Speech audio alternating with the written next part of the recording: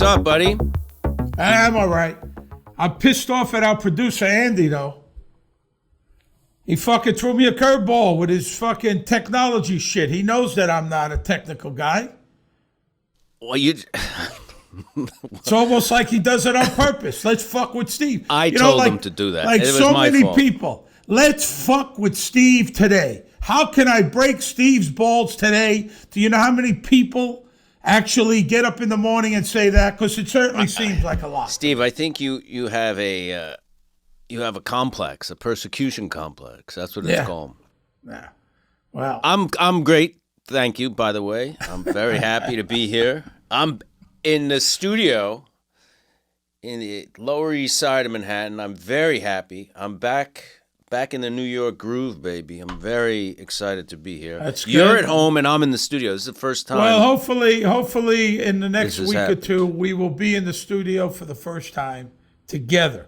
Yeah, but this is great. I'm really excited. And one of my best friends is our guest on the show today. He's an actor.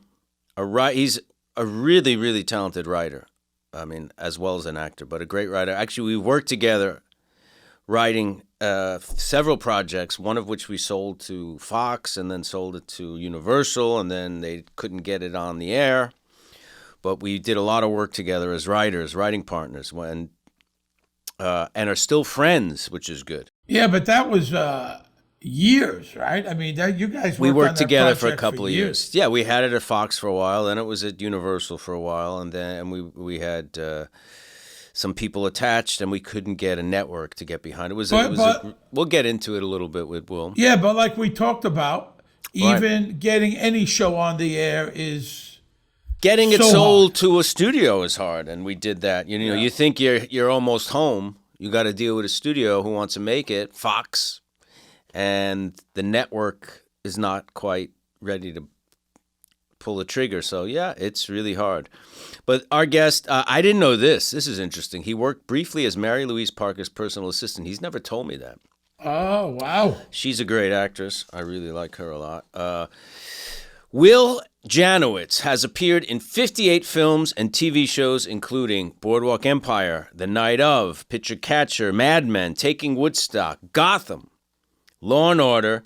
He has appeared in 14 episodes of The Sopranos as Finn DeTrolio. Please welcome. And, looking back, he did a great job. Really, we forgot we didn't see the show for so many years, and I was very impressed. Not that I wasn't the first time around, but now you look back. I mean, he did an incredible job in this role. That's for sure.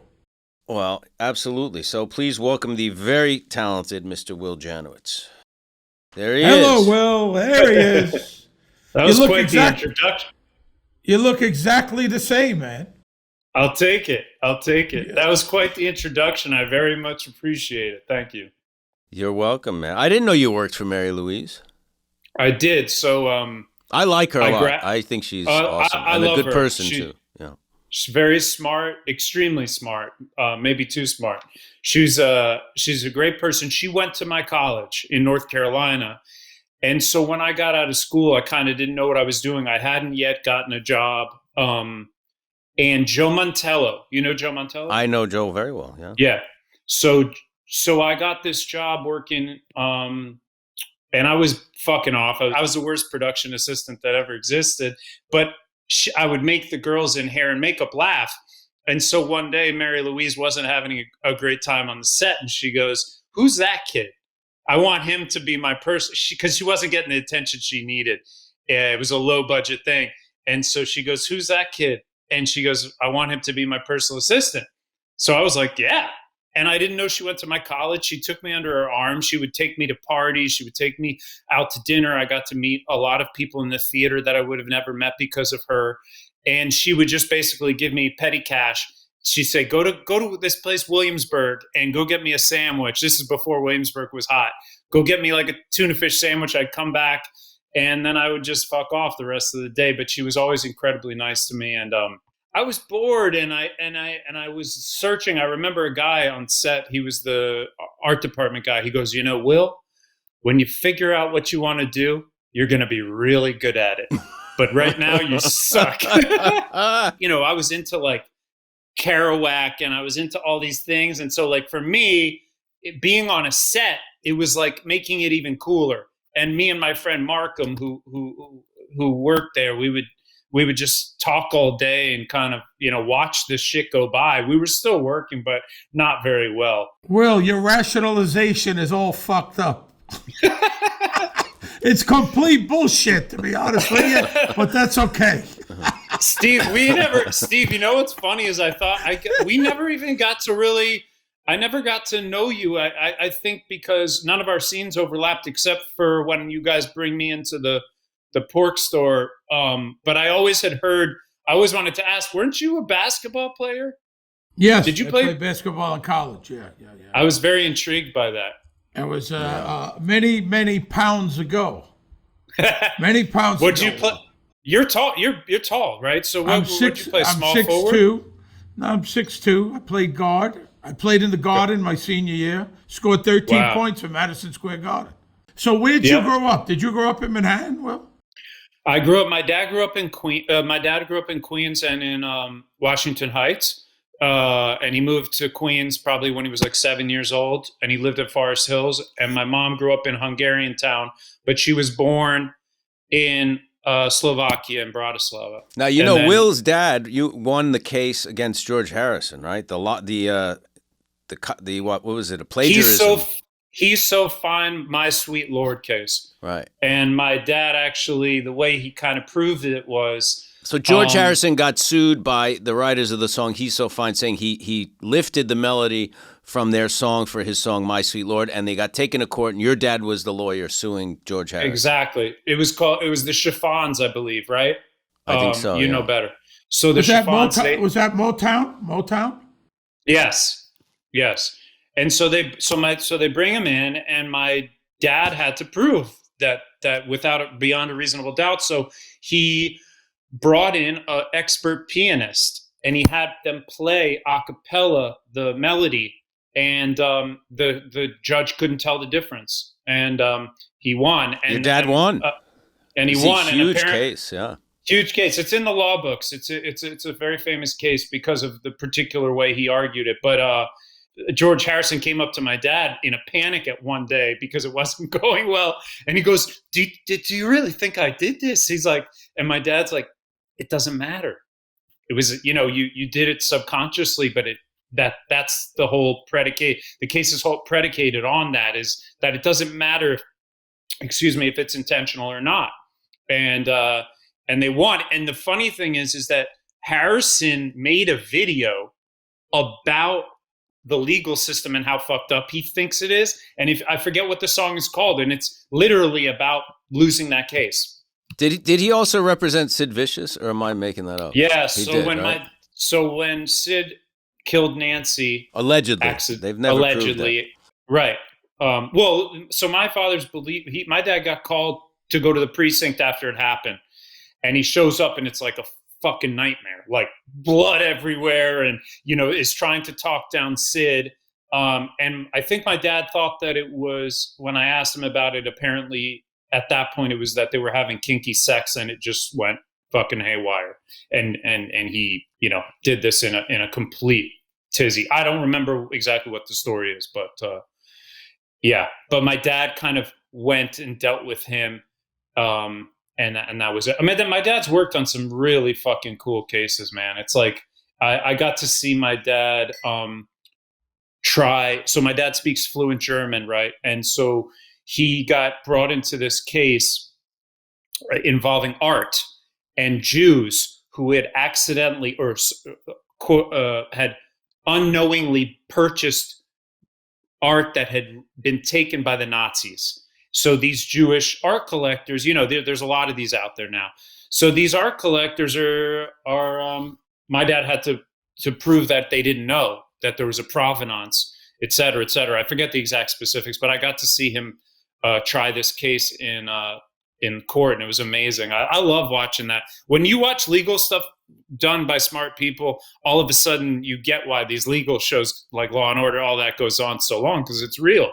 You see them really working the small my new show, The Cases, and it's very cool. But yeah, my dad's worked a lot, and that's not why I got into entertainment or anything. My mom was way more creative. My mom was a writer.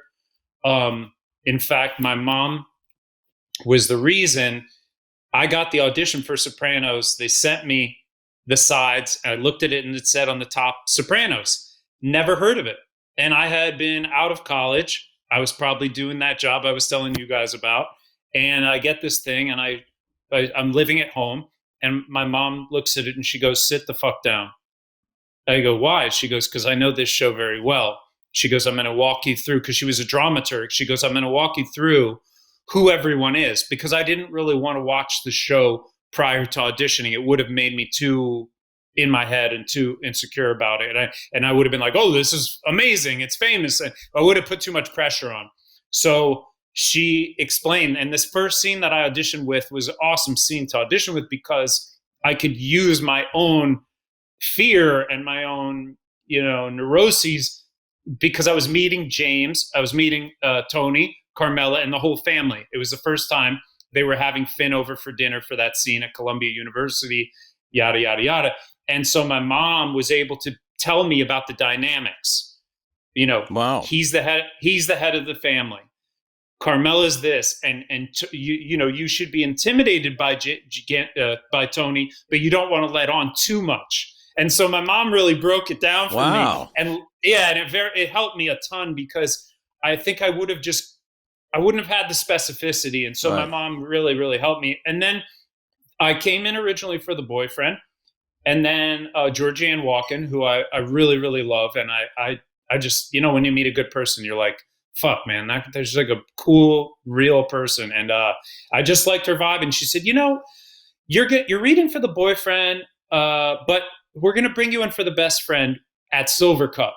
So I actually went to Silver Cup for my callback, thinking it was for the best friend. They said, which best friend? I did it.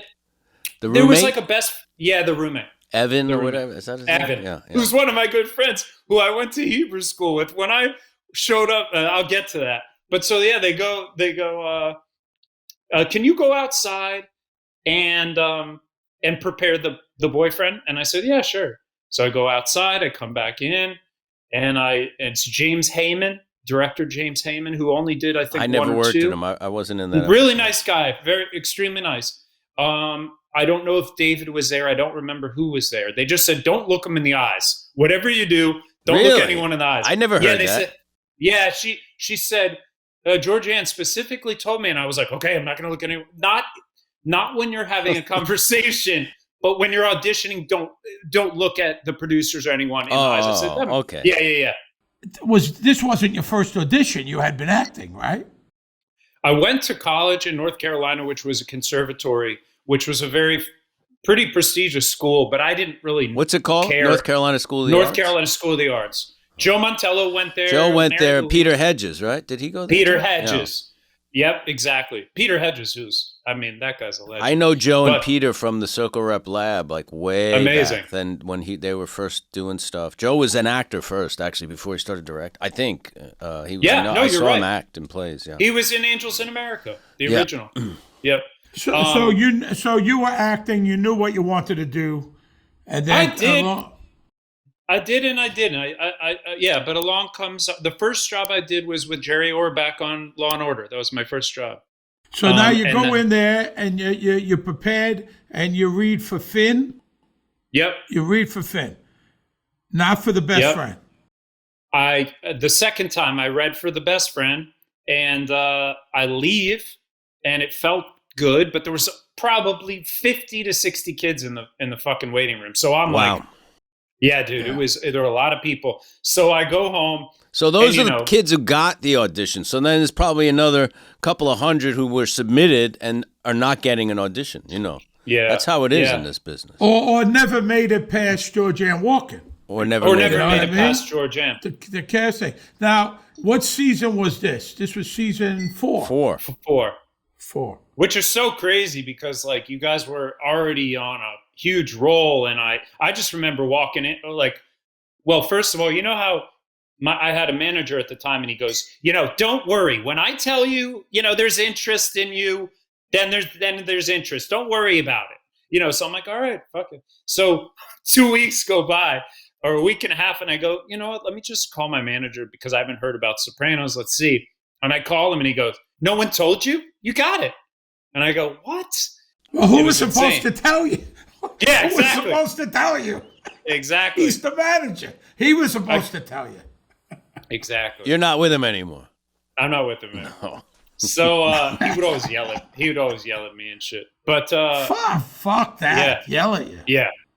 And so I show up, and it was amazing. I mean, the first day on Sopranos was like a dream come true, and everybody was so nice. I just remember that everybody was incredibly, incredibly nice, from the grip to the whatever. The one funny thing that I always thought was interesting about Sopranos that just like doesn't exist is, you know, I remember walking outside for a cigarette or something, and I'm like, who are these guys with the guns and the badges? You know, the secret. There was this like kind of secret, you know, society of cops on the set, and they said that's security. That's the security for Sopranos, and I was just like, for the TV show. And then later I found out that, you know, that they needed it because you guys were getting weird, you know, people trying to make, you know, threats and stuff like that. Is that true? Did you guys hear that? There's always weird stuff. I was the one making the threats. Well, I made the threats. Right. I had security to keep Steve away from me, so he couldn't go near my trailer. I had my own security for that purpose. You were like this. What was the first scene? Was the first scene that in Colombia, the one with So you jumped into the deep end. I mean, the dinner scene, right? The dinner scene when Meadow cooks. Is that the one? Yeah. Yep. And I just remember being like, "Holy shit! I'm so fucking nervous, but I'm going to use it. I'm just going to use that surreal kind of vibe. I'm just going to play into it." And then Jim and I was really surprised how that was one of the things I was most impressed with, is just because you know how it is when you walk in as a guest star or as a recurring, you're not sitting in that character every day, you're living it. So there's a bit of a difference when you're walking into it. And I just remember being so impressed that Jim and Edie and everybody could slip in and out of their characters so seamlessly and fuck around with me and be like, "How are you doing? How's your day going?" And then boom, Jim's in character, Edie's in character. And I thought that was pretty amazing. And it definitely was the best learning lesson, because theater doesn't prepare you for film in the way that experience on sets does. You just don't. I personally, it took me years of just being on movie sets and TV sets to understand how to slip into your character in a way that you don't need to do so much, and you don't need to, you know, overact. And understanding how stuff is shot and how it's going to be cut. Yes. And what to do in a close-up, what to do in a wide, and a master, and that. Yeah, you have to learn all that stuff. There's no shortcut, right? You just have to trial and error. I remember you told me when I was shooting the episode you directed, right? You directed the pool. I didn't. Okay. I didn't. So you did the pool. When it was the pool. Marco Polo, Marco Polo. And I remember sitting on the edge of the pool. Oh, I was producer on set. I was behind the camera. That's right. Yeah, and so I'm sitting there like I'm having a cigarette. It's the malaise of the night. Everybody's having a good time. Jim and Edie have been like fooling around near the pool, like they're kind of like getting back together, Tony and Carmela. And it was just a shot of me like looking across the pool, kind of a cool shot. And I was so scared of looking anywhere near the lens, so I just looked up at the stars. And Michael, you go, you know, you can look forward, right? And I was like, oh, I didn't know, but I was always aware of the camera in a profound way. And now I know how to dance with it. It's more of a dance partner. Whereas before I was just fearful of it. Yeah. The first movie I ever did, I didn't know where the fuck to look. I really didn't know. There's this giant camera back then, you know, 35 millimeter. It was a big movie. It was a big Panavision thing. I had no idea where to look. It was horrifying. Yeah. I mean, myself personally, I don't even pay attention to the camera for the most part. You know, That's when smart. I did the movie with Clint Eastwood, I honestly thought the first take was a rehearsal. I didn't see the camera. Little did I know it was above, and I did not see the camera, and I went through a full-fledged, like I was doing the scene, and that was the master. I kind of prefer smart. not to even know where the camera is. Yeah, I mean, no, I know. you know, of course, you know, the old, if you could see the camera could see you. But that's one thing that I've never been aware of that, never been afraid of that. I mean, you know. That's smart. And in time, you learn that, you know. Yeah. No, I became less insecure about it being there. It felt like it was spying on, I don't know, it just got me in my head. So you work with Jamie Lynn, who is one of the sweetest people on the planet. The best. Yeah. And you had to enjoy that a lot because she was, you know, she was so good. A great actress. Yeah. Great actress and a great person.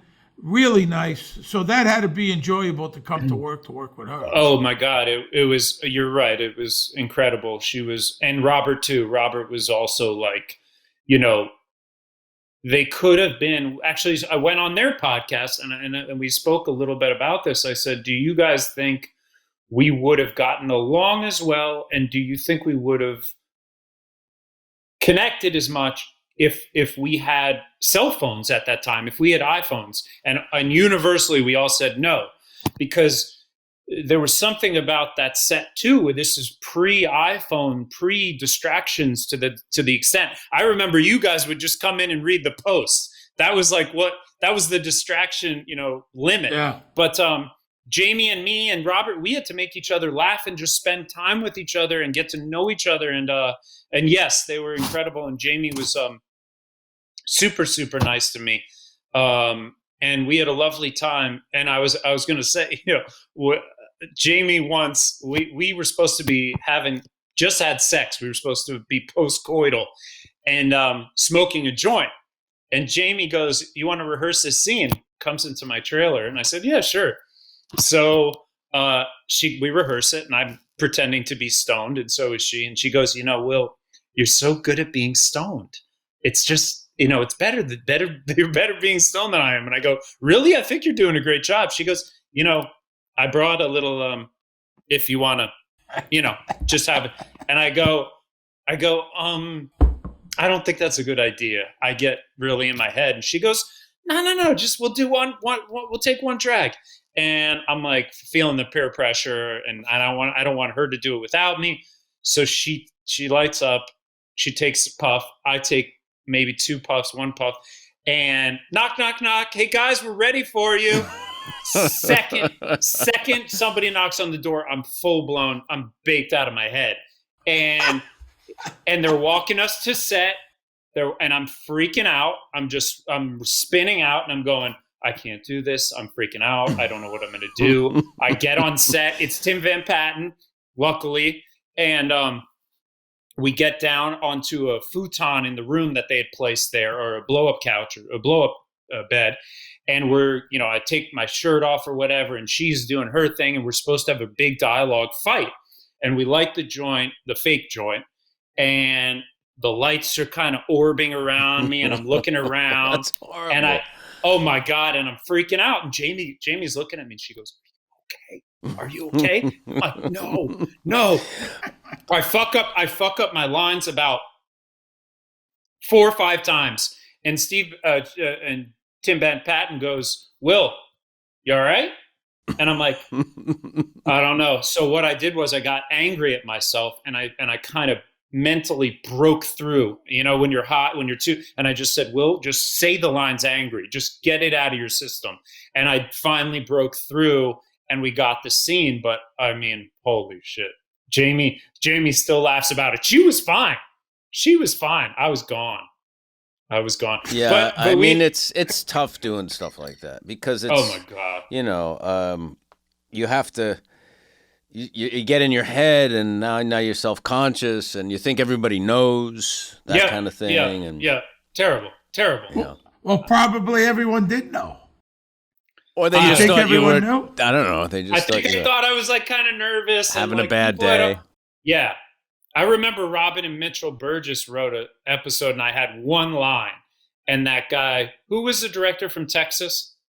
Alan Coulter. Alan Coulter. Alan Coulter. He goes, I couldn't get the line right. It was something like just a simple one line. You know how sometimes one line is harder than having a whole. Absolutely. Yeah. Absolutely. 100%. Alan Coulter's not making my life any easier. He goes, Will, you know, why don't you come in my trailer and we'll talk about it during lunch? I'm like, talk about what? So I fucking go in his trailer and he's like, say the line. And I just say the line, and you know, so I'm in my head, and then we go on set, and I'm struggling. I'm struggling to say this one line, and I thought they were going to fire me because that was like my second episode or something, and you know, Robin and I feel like they said something about like we're glad we got through that one, and but yeah, it's a head trip, man. It was also, I never thought, you know, when you're an actor, you're like, I want to be a successful actor. I want to be famous, sure, but you don't.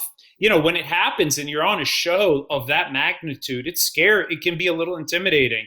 And even though everybody was nice and amazing, it's your own battle. You've got to kind of. No, it's you know, people forget. Listen, you can be trained and know how to act and know your lines and know what to do, and then you get on a set and the camera's there and the lights are there and the crews are there, and it's pressure. Yep. And now you have to deal with pressure. It's a whole other, you know, you could have practiced it 100 times in your bedroom.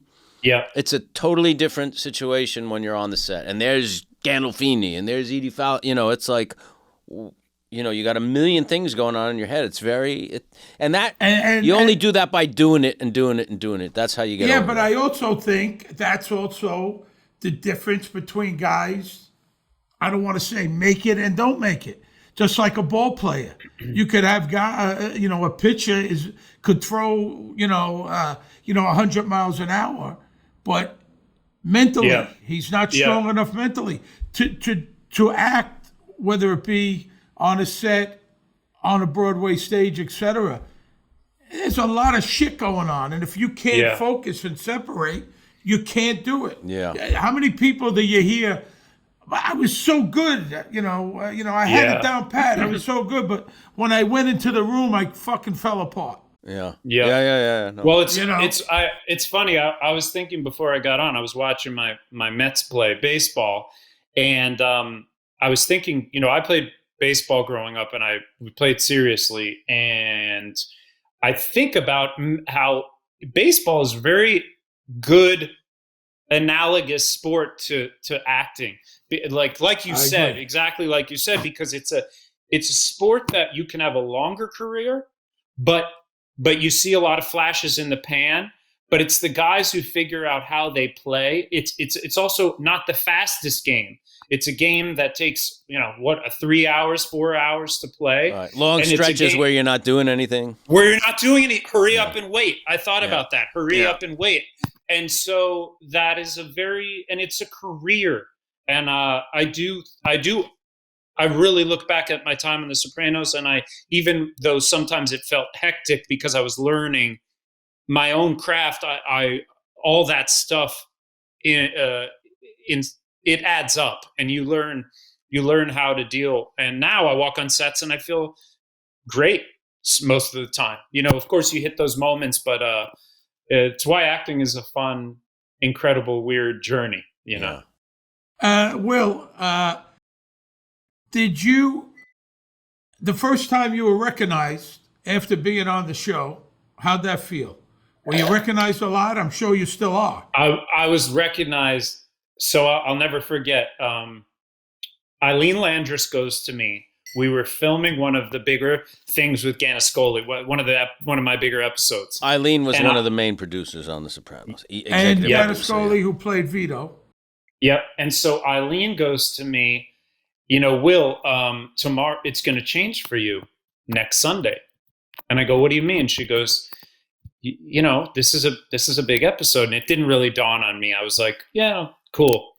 Because I had no perspective. It also we're pre getting to see how things are tracking on YouTube, whatever. So I lived on 77th Street at my parents' house at the time, and I get on the train to go to an audition or go to my job.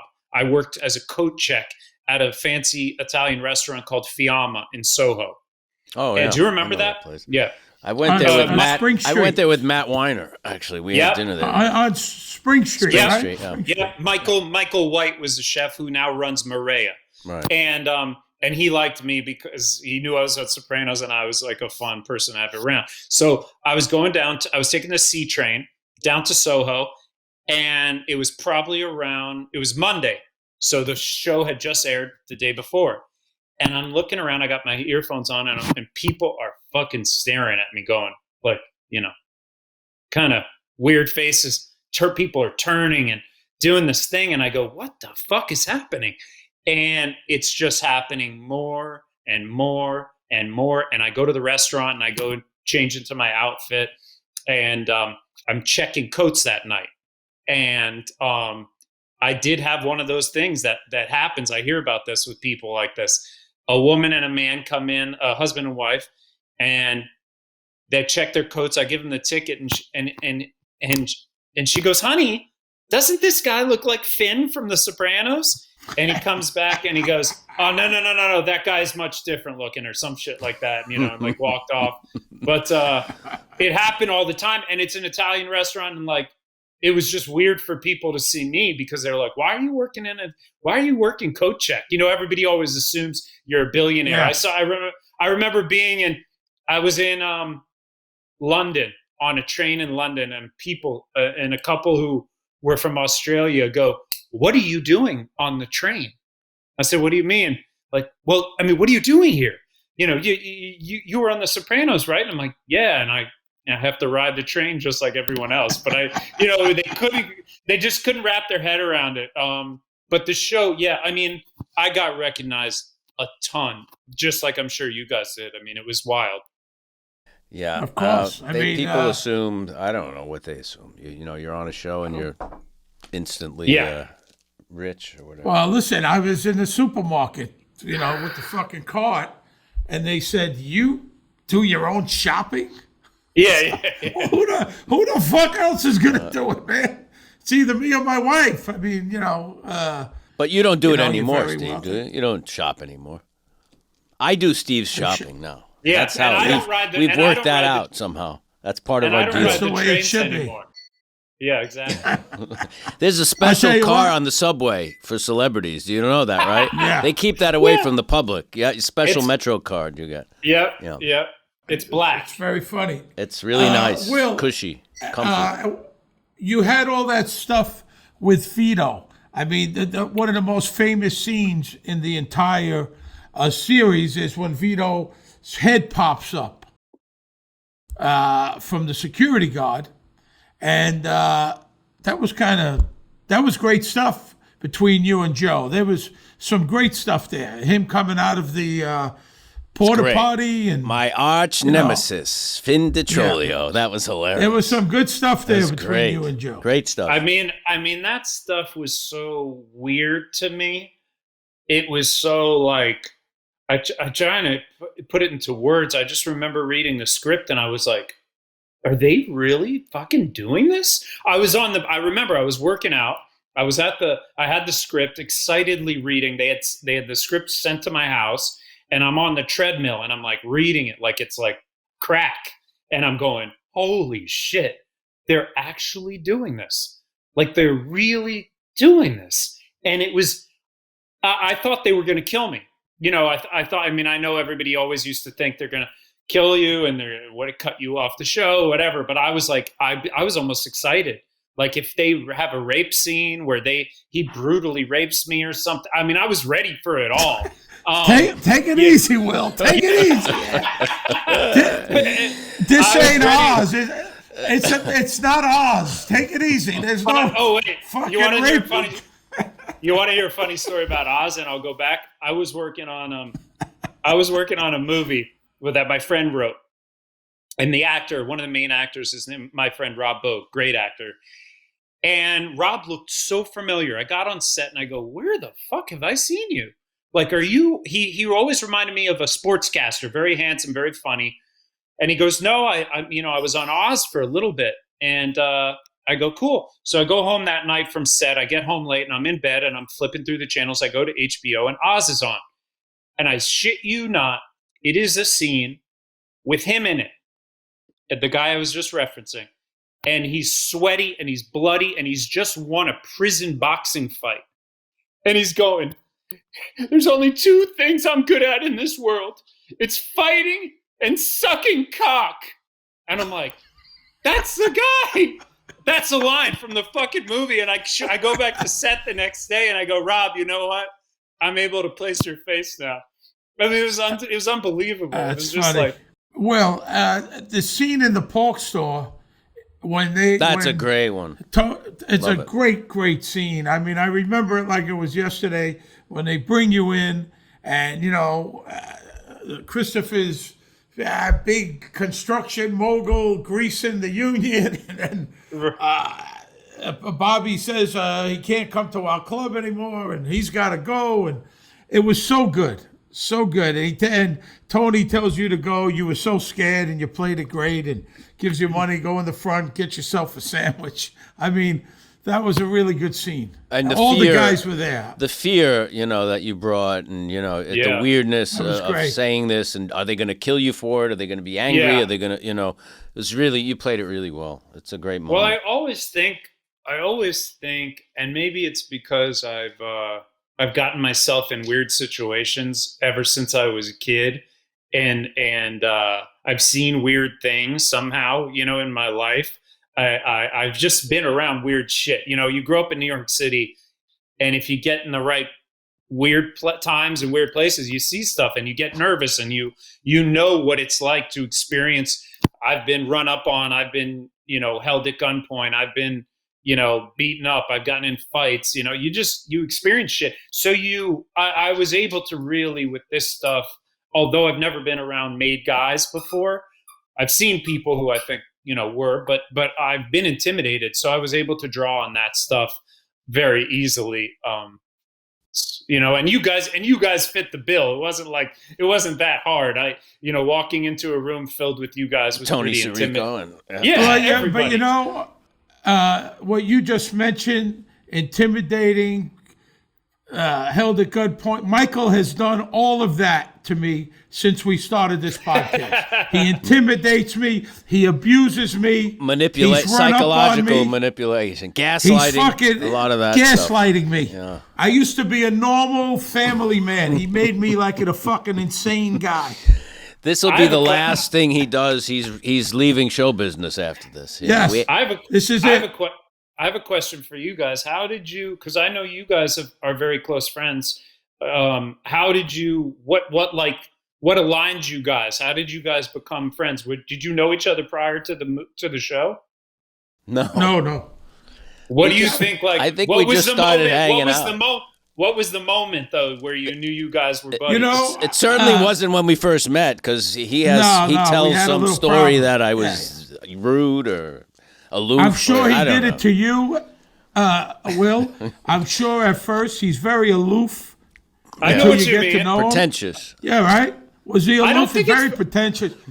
He kind of gave me the dead fish handshake, He's so full of shit. He rewrites history, this guy. And then we were shooting a scene at the Bada Bing, at the back of the Bada Bing or whatever it was, an all-day thing. And he came up to me and he said, "You want to go out for a drink afterwards?" And that was it. Went up to I made the first move and invited you out. Now, what kind of? You did. So I'm a really good guy. That's a type of guy. And we went to O'Neill's. We went to O'Neill's in Little Italy, that was the beginning of many, many, many drinks. Did you guys get hammered? Did you guys get hammered that night, or you kept it pretty? Most likely. You could almost bet on it. Most likely. The first time, I know what you mean. Michael's he's an observer. He's more of an observer. Right. And I'm more Steve? Of I think Michael's he's check. I know. Yeah, right here. I got to feel safe before I open up. Yeah. Yeah, he's like a flower. Will, what are you working on now? Well, it's funny. I'm sitting here where I've been sitting pitching a TV show for the past week, and it's funny. They said each of it, because now we're pitching on Zoom and stuff. Every meeting is on Zoom. Well, he pitched it to me. It's an amazing idea. I'm not going to go into it because you don't want to talk about it at this stage. But Will is one of the best writers I know. I mean, he's very very talented. Thank you. Yeah. I feel the same way about you. But somebody said, Will, it looks like you're doing a proof of life video with my background so bland.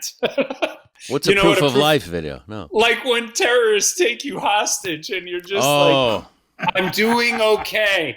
Everybody. But yeah, no, I've been working on this TV show for a while with a partner, and it's going great, and been kind of doing the rounds. I feel like Avon ladies, when you're pitching stuff, you just kind of We talked a lot about it. We've talked about it on the podcast, how hard it is to get anything on the air and the hoops you got to jump to. And can you mention the other people attached, the producers, or you got to keep that secret for now? No, I can mention it. So two filmmakers, the Safdie brothers, who did Uncut Gems, their company, which is run by both of you guys should work with those guys. They're old friends of mine, and Danny Bernfeld and Sebastian McLeod are running their company and have been longtime collaborators with them. And A24 is the company that we're working with, and they're great partners. And they're the kind of people that really, really cherish and really support the voices of the writers, and they're all about authenticity. So it's been a great experience, but fingers crossed, we'll see. Let's hope so. How Good luck with that, man. I'm sure it's going to get somewhere. It's a great idea. Well, thank you very much. I really enjoyed talking to you, man. We had a lot of fun. Thank you. Good luck. Good luck with your project, and thanks, Will. Guys. I'll see you soon. Okay. See you in the neighborhood. Good luck to you, pal. You take care of yourself. Guys. Bye. All right, Michael, be nice to Steve. I'm trying. Yeah. I'm trying. Yeah. If you listen, you'll see. You could read between the fucking lines, Will. Yeah. Read between the lines. I will. Bye, guys. There you go. He knows you and your meditation and all your shit. Yeah. All my games. Will is a good guy. I've never really spoke to him all that much, and I enjoy talking to him a lot. And I know you speak very highly of him, so I thank him for coming on. He's a smart dude, talented guy. Finn, a really good guy. Let's take a break and let's get into this episode. Okay. There we are. Will Janowitz. Will is. I really enjoy talking to him. I didn't know Will all that well. Because I had never worked with him, and I know you say nice things about him. Will's a deep dude and smart and talented. And he's funny. I enjoyed that conversation. And what people don't know, this is the first time ever we are in the studio together. That is true. We are together, folks. There we are. For a year, we've been doing this show, this podcast, and we were in... last week, I was in the studio for the first time in New York. I was in California for most of the time we did this podcast. I haven't seen you in person since June when we did the Joe Rogan show. Yeah. Last June, which is quite a while. It feels like I've seen you every week, though. Yeah. We'll see how this goes.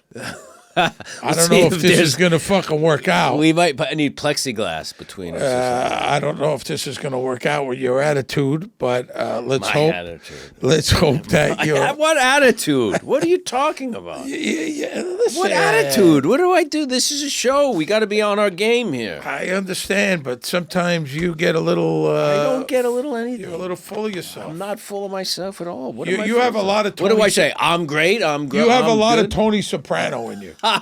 Not Christopher. Tony Soprano. I wish I did. And today is a great episode. But before we get into the episode, okay, this is season 5, episode 1. Today we're into season 5. We've made a lot of headway here. A lot of headway. We didn't know where we were going when we started this thing. And don't forget, season 5. When it's over, it's over.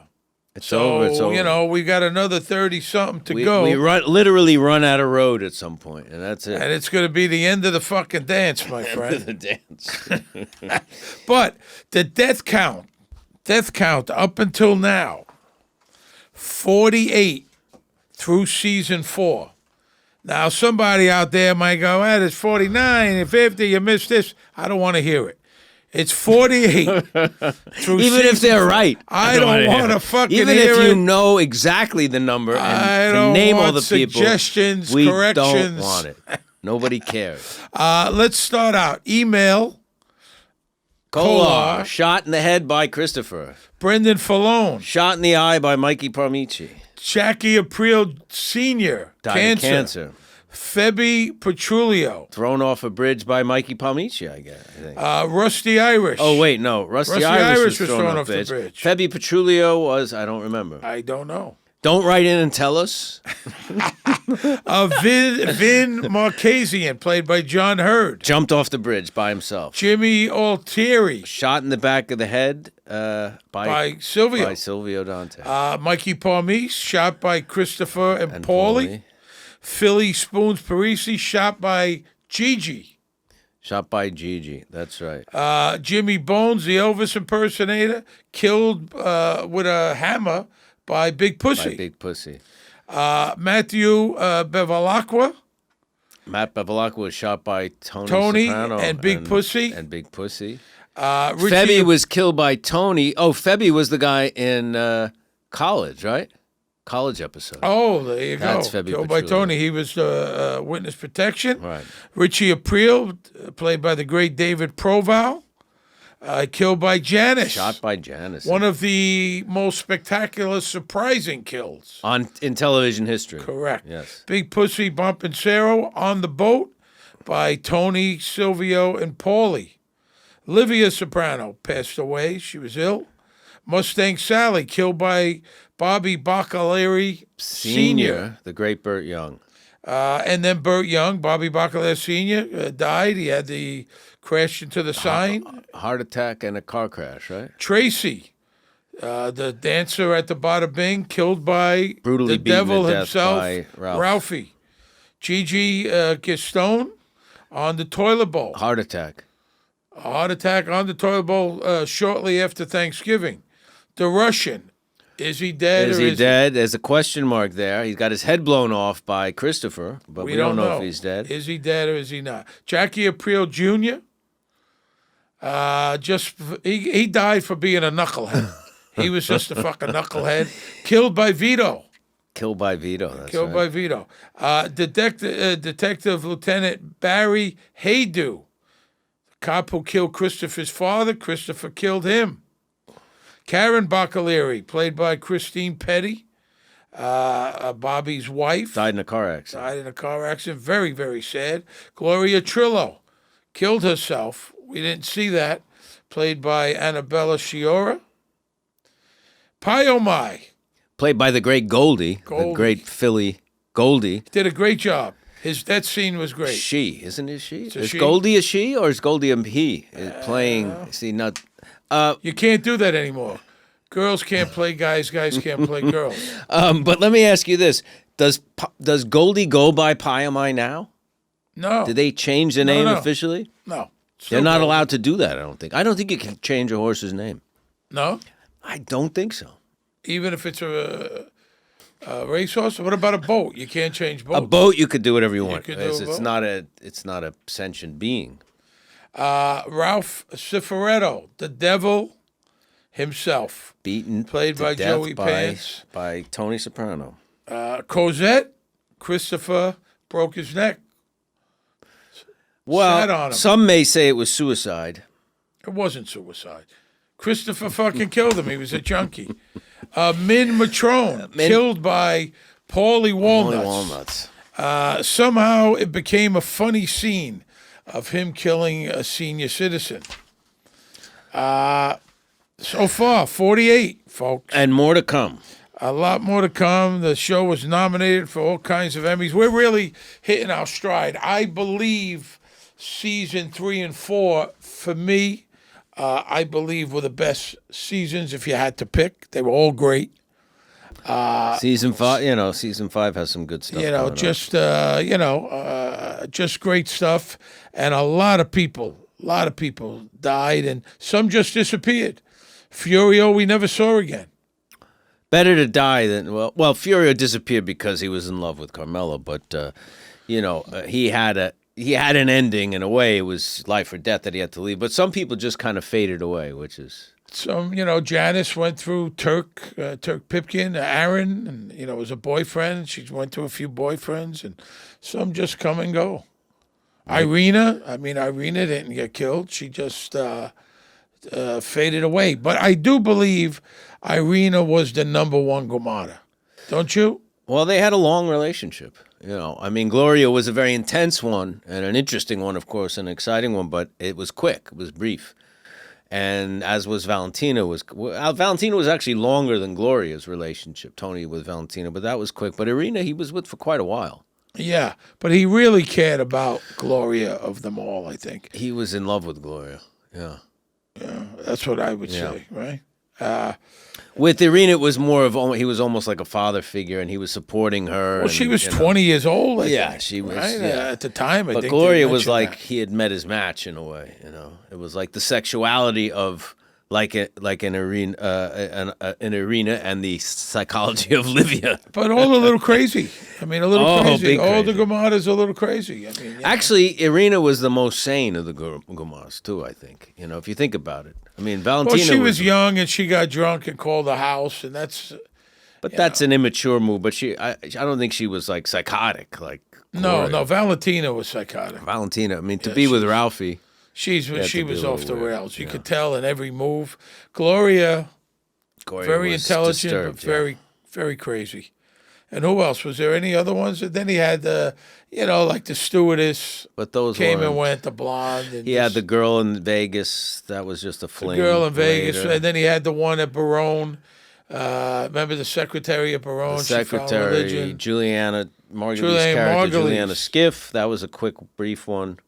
And but they didn't have sex. They didn't have sex, and he kind of. She wanted to. He didn't. Did he? And he didn't have sex with Sophia Milo's character, only in a dream, right? In a fantasy. Only in a dream. Yeah. Well, here we are, season 5, episode 1, aired March 7th, 2004. It's called Two Tonys. Now, this episode aired 15 months after Whitecaps. Yeah. Yeah, this months. Is where we took the big break, remember? And David, apparently, there may not have been a season 5. David apparently was originally contracted for 4 episodes, 4 seasons only, like in the original deal or something. So he wasn't sure he wanted to go beyond 4 seasons. Yeah. Well, listen, listen. I've said it before. The job security on The Sopranos was nil. One, you were constantly afraid of getting killed off. Okay? Yeah. Constantly getting afraid. And then David wasn't sure almost season to season if there was going to be another. I don't know if Jim was sure from time to time. That's exactly right. So it wasn't like, hey, I know I got a job for the next 8 years, you know. It wasn't like that. No, it wasn't it was like not. Friends. It wasn't like... No, where everyone got renegotiated and signed on for 5 years for second season and got these... It wasn't like that. It was a lot And different. the 15 months, and I got to tell you...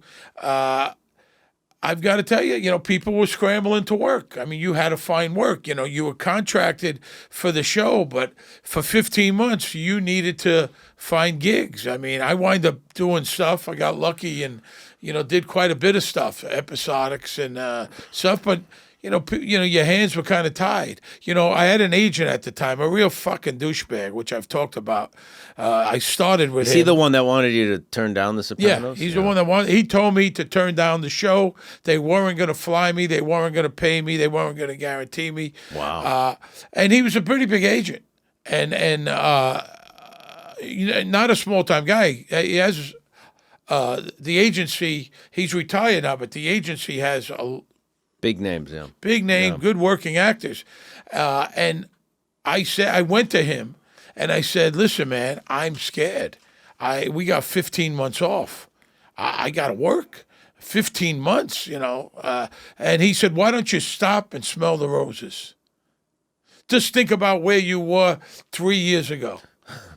Where I was convincing you to let me do this job. But you know what I'm saying? I mean, this is what you're telling me. That's Instead bad of saying, advice. "Hey, we'll do the best we can. I'll try to get you, auditions. We'll get you out there. We'll put you out there. We'll do the best we can." That's what he fucking You told me. should have kept your commission and said that when he asked for it. Yeah, but when I finally, told him, which was shortly after that we no longer, and I went in person like a man. I didn't do it over the phone. I went and met him in Union Square at a restaurant. And I told him, I said, "Man, this just ain't working out, blah, blah, blah." And I said, "And I'm going to give you a little tip. Don't ever tell your client to stop and smell the roses." And he was fucking hot, boy. And I just had my headset and I walked out. He was mad. What did he say He was when mad. you told him? He was furious for me leaving, and it's like I was an ingrate, because I had no career before him. He got me. He tried to talk you out of doing the show. Yeah. I mean, it's always it's like a relationship, it's like a love relationship, breaking up, leaving an agency, and people get really pissed off. But listen, if you were happy, you wouldn't have left. Right? Yeah, absolutely. And then when he told me that, I mean, all I wanted was, listen, just give me opportunities. They can't get you jobs, so. No, and you weren't expecting, to be, a giant movie star. You wanted to work. No. I mean, it's like, if you were, like I said, if you were happy, you wouldn't have left. A little word to the wise. Don't tell your client to stop. No, that's very insensitive and stupid. So, Jamie Lynn had gotten married. You weren't at her wedding. She got married, and she was now billed as Jamie Lynn DeScala. And the Two Tonys has numerous meetings. Yeah. One of them refers to the college episode. And remember when she's looking at the colleges, and there's that quote by Nathaniel Hawthorne. "No man can wear one face to himself and another to the multitude without finally getting bewildered as to which might be true." I think that refers to this again, because we've seen those two sides, two Tonys, two sides of Tony. He's even dressed very, when he goes in this episode to kind of woo Melfi. Very sharp. Sharp, kind of soft, muted, pastel colors, really kind of dapper, and dashing. He talks in the third person. Right. He says, Tony Soprano, does what he has to do for his family. And then it also could mean... And then you see him dressed in black, with the black leather jacket, almost like a hood, like a thug, kind of like the Bear. Yeah. Black, so But then you also, the mention of Tony Blundetto, who's coming out. The two Tonys, the mention of Tony Blundetto, exactly. So... and I think there's the conflict between that selfish person... who's, willing to, exploit people, murder people, whatever. And then this loving guy, this protective guy, this loyal guy, those two sides that he's constantly been wrestling through the whole show. It's written by Terrence Winter. And David Chase. Both of them are credited. 7th of 19 episodes, directed by Tim Van Patten. This is his 11th of 20. Great first shot. There's a montage of the exterior of the Soprano house in the fall. It's very sad because, the backyard, a lot went on there. They had parties, the family. The extended family. Celebrations. The mob family, celebrations. Tony was very into his pool and the barbecuing.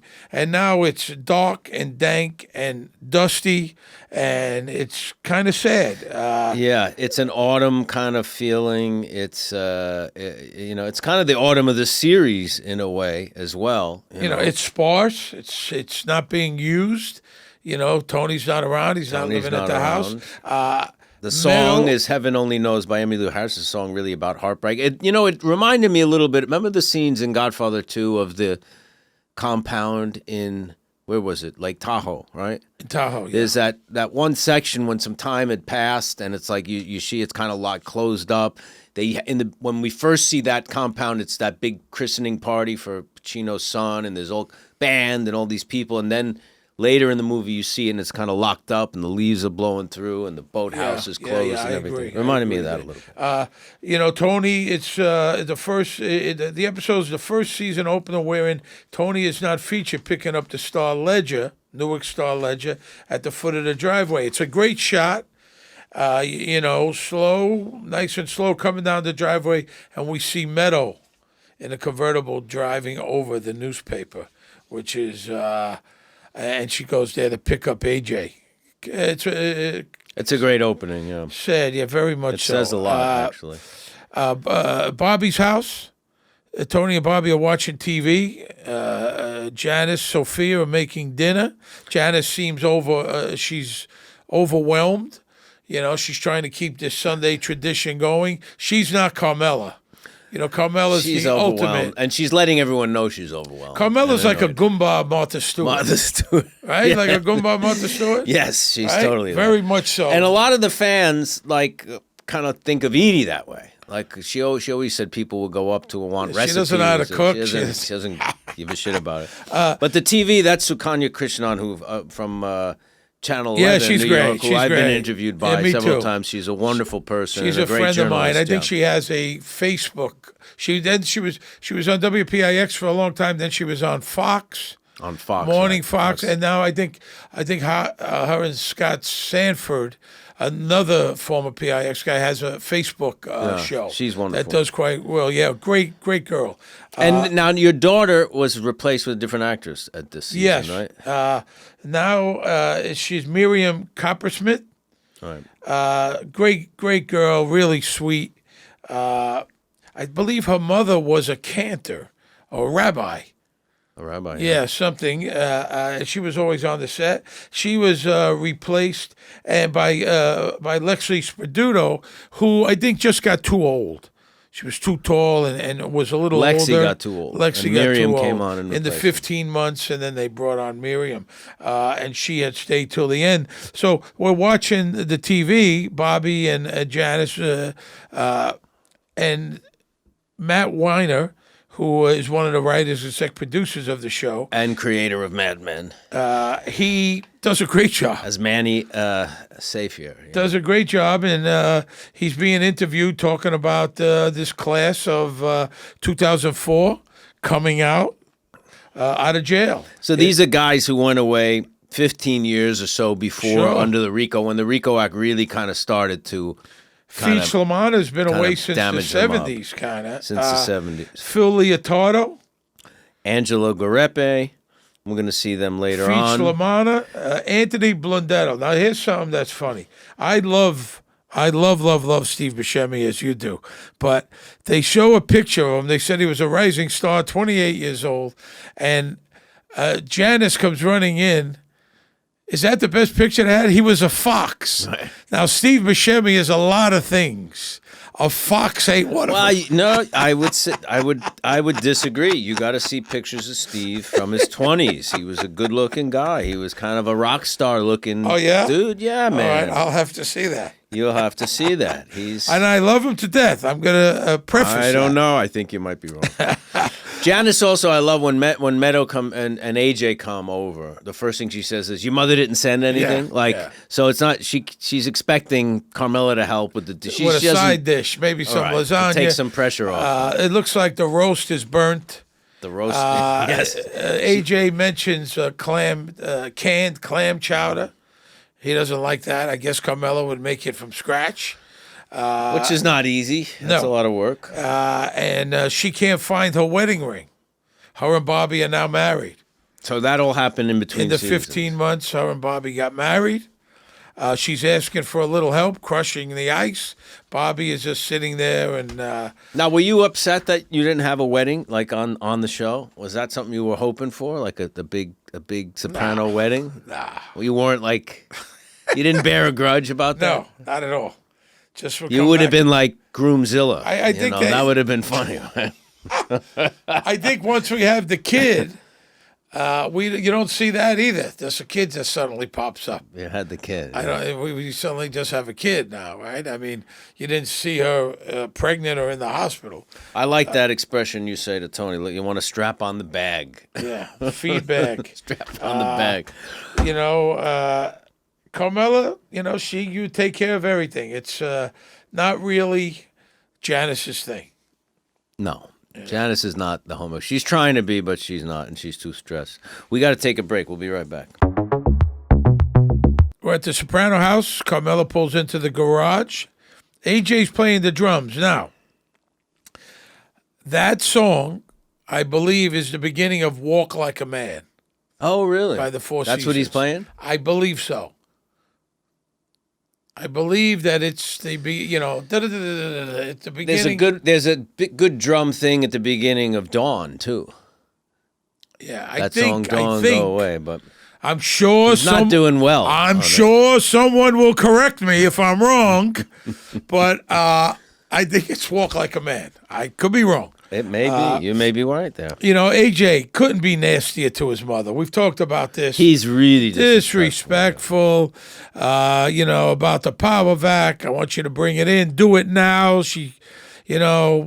But then what's great about this, here he is roughing up the mother, blaming her. She kind of makes a quip. It's so nice to have a man around the house. You should have thought about that before. Ooh. He mutters that, basically saying breath. You blew it. They're blaming. He's blaming her. He's blaming her. His dad kicking the dad out of the house. Right. She forces him to do it. The next thing you know, you hear him, "Mommy, mommy, mommy," crying. Scared out of his wits. As I would be, but he was so nasty one minute, and then here she comes. Edie's face, Carmela's face is just incredible when she comes out and sees the bear, and very courageous. And she gets the pot and pan, and the kid's crying, and she. Now I've heard different things. Are you supposed to make a lot of? I heard you're supposed to try to make yourself look big. Really? And make loud noises. She's making pots and pans. Maybe that's what it is. Run downhill. Silvio says that later on. I've heard that too. Didn't you have a bear at Vegas come into your yard? Is that true? Was that you? No. I could have sworn you did. I had a what do you call it? A peacock. I had peacocks in my backyard. And Wild that scared peacocks? me. Yeah, that scared me. They scared you? Yeah, fucking scared me. Listen, I'm not a wildlife guy. You didn't know what to do with them? Listen, I told you, mice, rats, forget it. Well, mice are creepy, but the peacocks were in the backyard. They making were wild noise. or from somebody's house. I don't know. They came in my backyard. I had this, What kind of noise did they make? Really big backyard. I don't know, like screeching noise. Screeching? Yeah, I was screeching peacocks. I was very scared. Were you outside at the time, or you were inside? I was inside. And you're looking and you're seeing these screeching peacocks. Like that. It was a peacock. So what'd you do? It was like a two of them. Did you take your gun? You had guns out there. Yeah, I wouldn't kill it. No, it wasn't hurting anybody. No, but the gun may scare them. Yeah, I didn't do that. I didn't shoot up. They left? They finally left, yeah. They were in the backyard. That was scary to me. Also, in my house in California, they have these black, I don't know what they are, hawks or whatever. They're flying low. They come after you. Come after people? In the backyard, yeah. You know people who've gotten attacked? They come in. There's a lot of coyotes in California. Coyotes? That's scary. They're all over the place. In Southern California, where I live constantly. We had a scorpion in our garage. I had to get rid of it. I had to catch it. I caught him. Got rid of him. That shit scares me. I'm not a wildlife guy. And we also had a black widow on the garbage pail. I had Really? to catch that too. You didn't kill it. I didn't kill it. No, I caught him. I caught him and threw him down. Did you not kill it because of the Buddhist thing? Yeah, I don't kill unless I have to. All right. I've killed, with spray, like roaches, because those are infestation. They can get you. But they have feelings. They do, yeah. Roaches have feelings, too. No, I know. And it's a heavy karmic thing to kill. And I had to take that responsibility. I'm going to. Well, either that or you're going to live with a house full of rats, well, that's mice, right. But that's. cockroach. Would you kill a rat? I would if I had to, yeah, because that's a threat, and it's not a good karmic thing. It's a heavy karmic debt to pay. Wow. So I got that against me. That's one mark against me. So what's going to happen? Who knows what you're going to come back as? So now I talked to Robert the other night. I texted him. I said, "Was that a real bear?" It certainly looks like it. And he said it was a real bear. He took pictures with him, personal pictures. He was nice and calm. Oh, the bear's an actor. It was an actor. Yeah, nice and calm. They had the trainer. He said the trainer was a little kooky, but he took the bear was cool, but the trainer was kooky. Yeah, he said, and the bear was calm as could be until the trainer, prompted him to do what he growl and. Did the bear have a name? He didn't. I didn't ask. He didn't mention the name. But he told me he took a bunch of pictures with the bear. So what? So somebody owns this bear and uses them as a pet? Of course. It's like a trained bear. Like a circus act. Sure. Like kangaroos that box. Is that true? That's a true thing? I thought that was a cartoon. No. Kangaroos, they box kangaroos. Remember when we were in Australia, how many kangaroos we sit on? Dead ones on the road. They're huge. Man. We're on the highway going from Sydney to Canberra. Yeah. The capital, which is the capital, isn't it? And they said that we couldn't do it at night because so many kangaroos hop. The highway. It's like, when you see deer on the highway. These are kangaroo. They're huge. And a lot of them. Some of them are over 6 feet tall. They run in front of traffic, right? They run in front of cars and trucks and shit. I dated a girl in Vegas years ago. She got caught on the plane smuggling a kangaroo on the plane, a baby kangaroo, for real. And she was taking it from Australia to to the U.S. here. And where did she have it? Like in her bag? I guess, yeah. She got caught.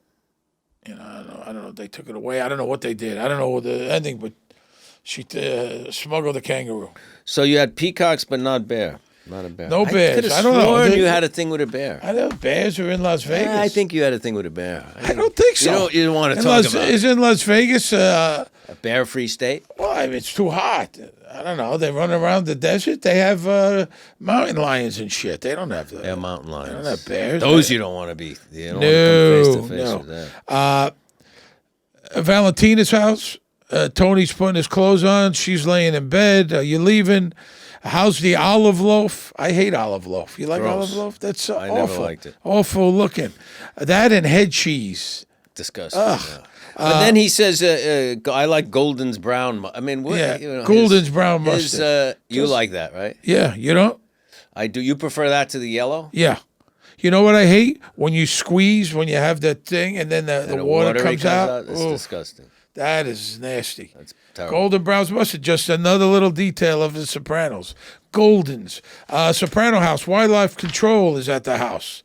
That is Officer Zmuda. That's Robert John Burke, who also was from the SUNY Purchase Mafia. Oh, really? There. He starred in a movie called The Unbelievable Truth, directed by Hal Hartley. That was also with Paul Schultz and Edie Falco. The Purchase Mafia. Purchase Mafia. He was in a show. He was a star of a show that I guested a few times on called Project Blue Book. He's a really good actor, Robert John Burke.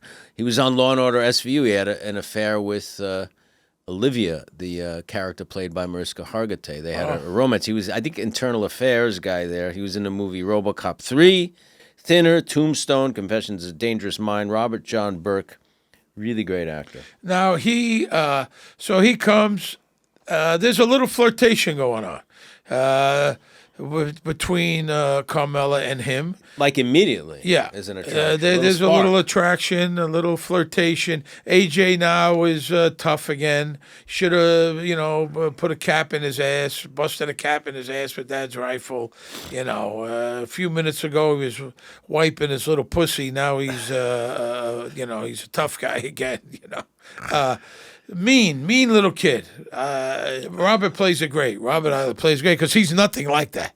No. He's as sweet as can be, It was just his birthday. We want to wish him a happy 36th birthday not long ago. Valentina's house, Tony Valentino watching TV. The Valentina's certifiable nuts. You just know it, you see it. Have you seen that movie, Prince of Tides? Years ago, I've never seen it. Yeah, years ago good? I did. It was very good. She directed it. She says you feel your mother betrayed you. Big connection, obviously, with Tony. He's enthralled. He kind of projects. He sees himself as Nick Nolte. Absolutely. And Melfi is. It's almost verbatim. It's almost verbatim, and Melfi's kind of like the, kind of wild, kind of macho guy, and she's this very intelligent, kind of reserved, attractive woman. Have you met Nick Nolte ever? No. Have you? No. Great actor.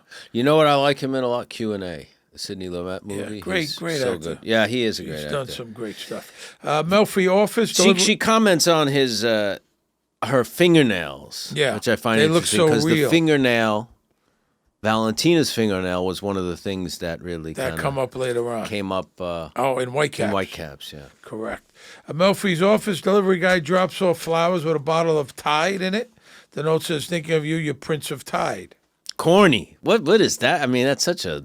That is a lame move. I'm sorry. But I don't know. He thought he's being cute. He wants to reconnect. He's romancing. He's romancing. He's romancing. He's making his move. This is how everybody got a different style, man. But he's so all over the place. You know what I mean? It's like he with these affairs, and he wanted to get back with his wife, and then he splits with his wife, and then he was at Valentina, and now he's in love with Melfi. He realizes he doesn't know what he wants. He doesn't know what he wants. You're right. He doesn't know what he wants. He does not know what he wants. The Bada Bing, Paulie, Christopher, Vito, and Patsy are drinking at the bar. They're telling stories. They're talking about the Pine Barrens, yeah. and starts out fine, and they're joking, and they're kind of bragging and joking. Top of his head looked like a bad rug, and they're all laughing, and then it takes a turn. Christopher insults. Christopher says, and this whole thing never would have happened if Paulie hadn't initially overreacted. He's like, "What are you talking about?" Well, he shouldn't have overreacted when the guy we should have got the Silvio Scarola. We could have been out of there, which is 1,000% true. Right. Paulie started that whole thing. So certainly unnecessary. But have you ever had a friend where or someone you knew, like, right, you're breaking each other's balls or teasing, and then they turn on you? You ever have that? I'm talking like me and you were breaking balls. I'm going, you got a big ego. That whatever the fuck. And then they'll go, I had enough of this. Stop your fucking bullshit. And I've had numerous people in my life do that. Really? Yeah. I remember I worked with a guy. I was a bouncer, and I worked with this older guy. He was the bathroom attendant, and we were friends. And I said something, not even in very insulting, just like fucking around. And he turned on me that I was going, "Are you joking? Are you kidding me now?" And he was putting his finger in my face, and he was like making threats. I'll fucking, he was older at the time. Maybe he was 50. I was, 25. I don't know. And he was fucking, and I've had that where, you joke, everything, and then suddenly they don't want to play anymore. That never happened to you? Not exactly. I mean, what did you say? It was just a comment, nothing bad. I mean, it was nothing bad, nothing out of the ordinary. It's like I said, I tease you, you have a big ego. Then you're going, I had enough of your fucking bullshit. You don't hear these people do it? I'm the only guy in the world? I don't know. Listen, everyone out there, if it's happened to you, let us know. Talking Sopranos, PR.com. Well, you do take things a little too far sometimes. I do? Of course. Like what? Especially if you've had a few, you can, No, I don't. When I'm drinking, I don't bother nobody. You know that. I don't bother. Go a little bit over the line. I'm a good drunk. Oh, you know what? I have to make a correction. Remember we told that story about being in Tennessee and the home of the Klan, where the Klan originated. We said it was not Columbia. We were shooting in Columbia, but that diner was in Pulaski. Pulaski is where the Klan started. So I want to just clarify that for the people of Columbia, because we don't want everyone to think that that's where the Klan started, because they didn't. And we ate those rooster fries not in Columbia, but in Pulaski, which is the home, the origin place of origin of the Klan. Is there I Klan tried down there? The Klan down there. I don't know, but I tried to find where that restaurant is, and I couldn't. I did see pictures of rooster fries before they're cooked, which are deep-fried rooster testicles and are disgusting. And I've seen pictures of them. They look exactly what you think they'd look like. What were we thinking about? What the fuck?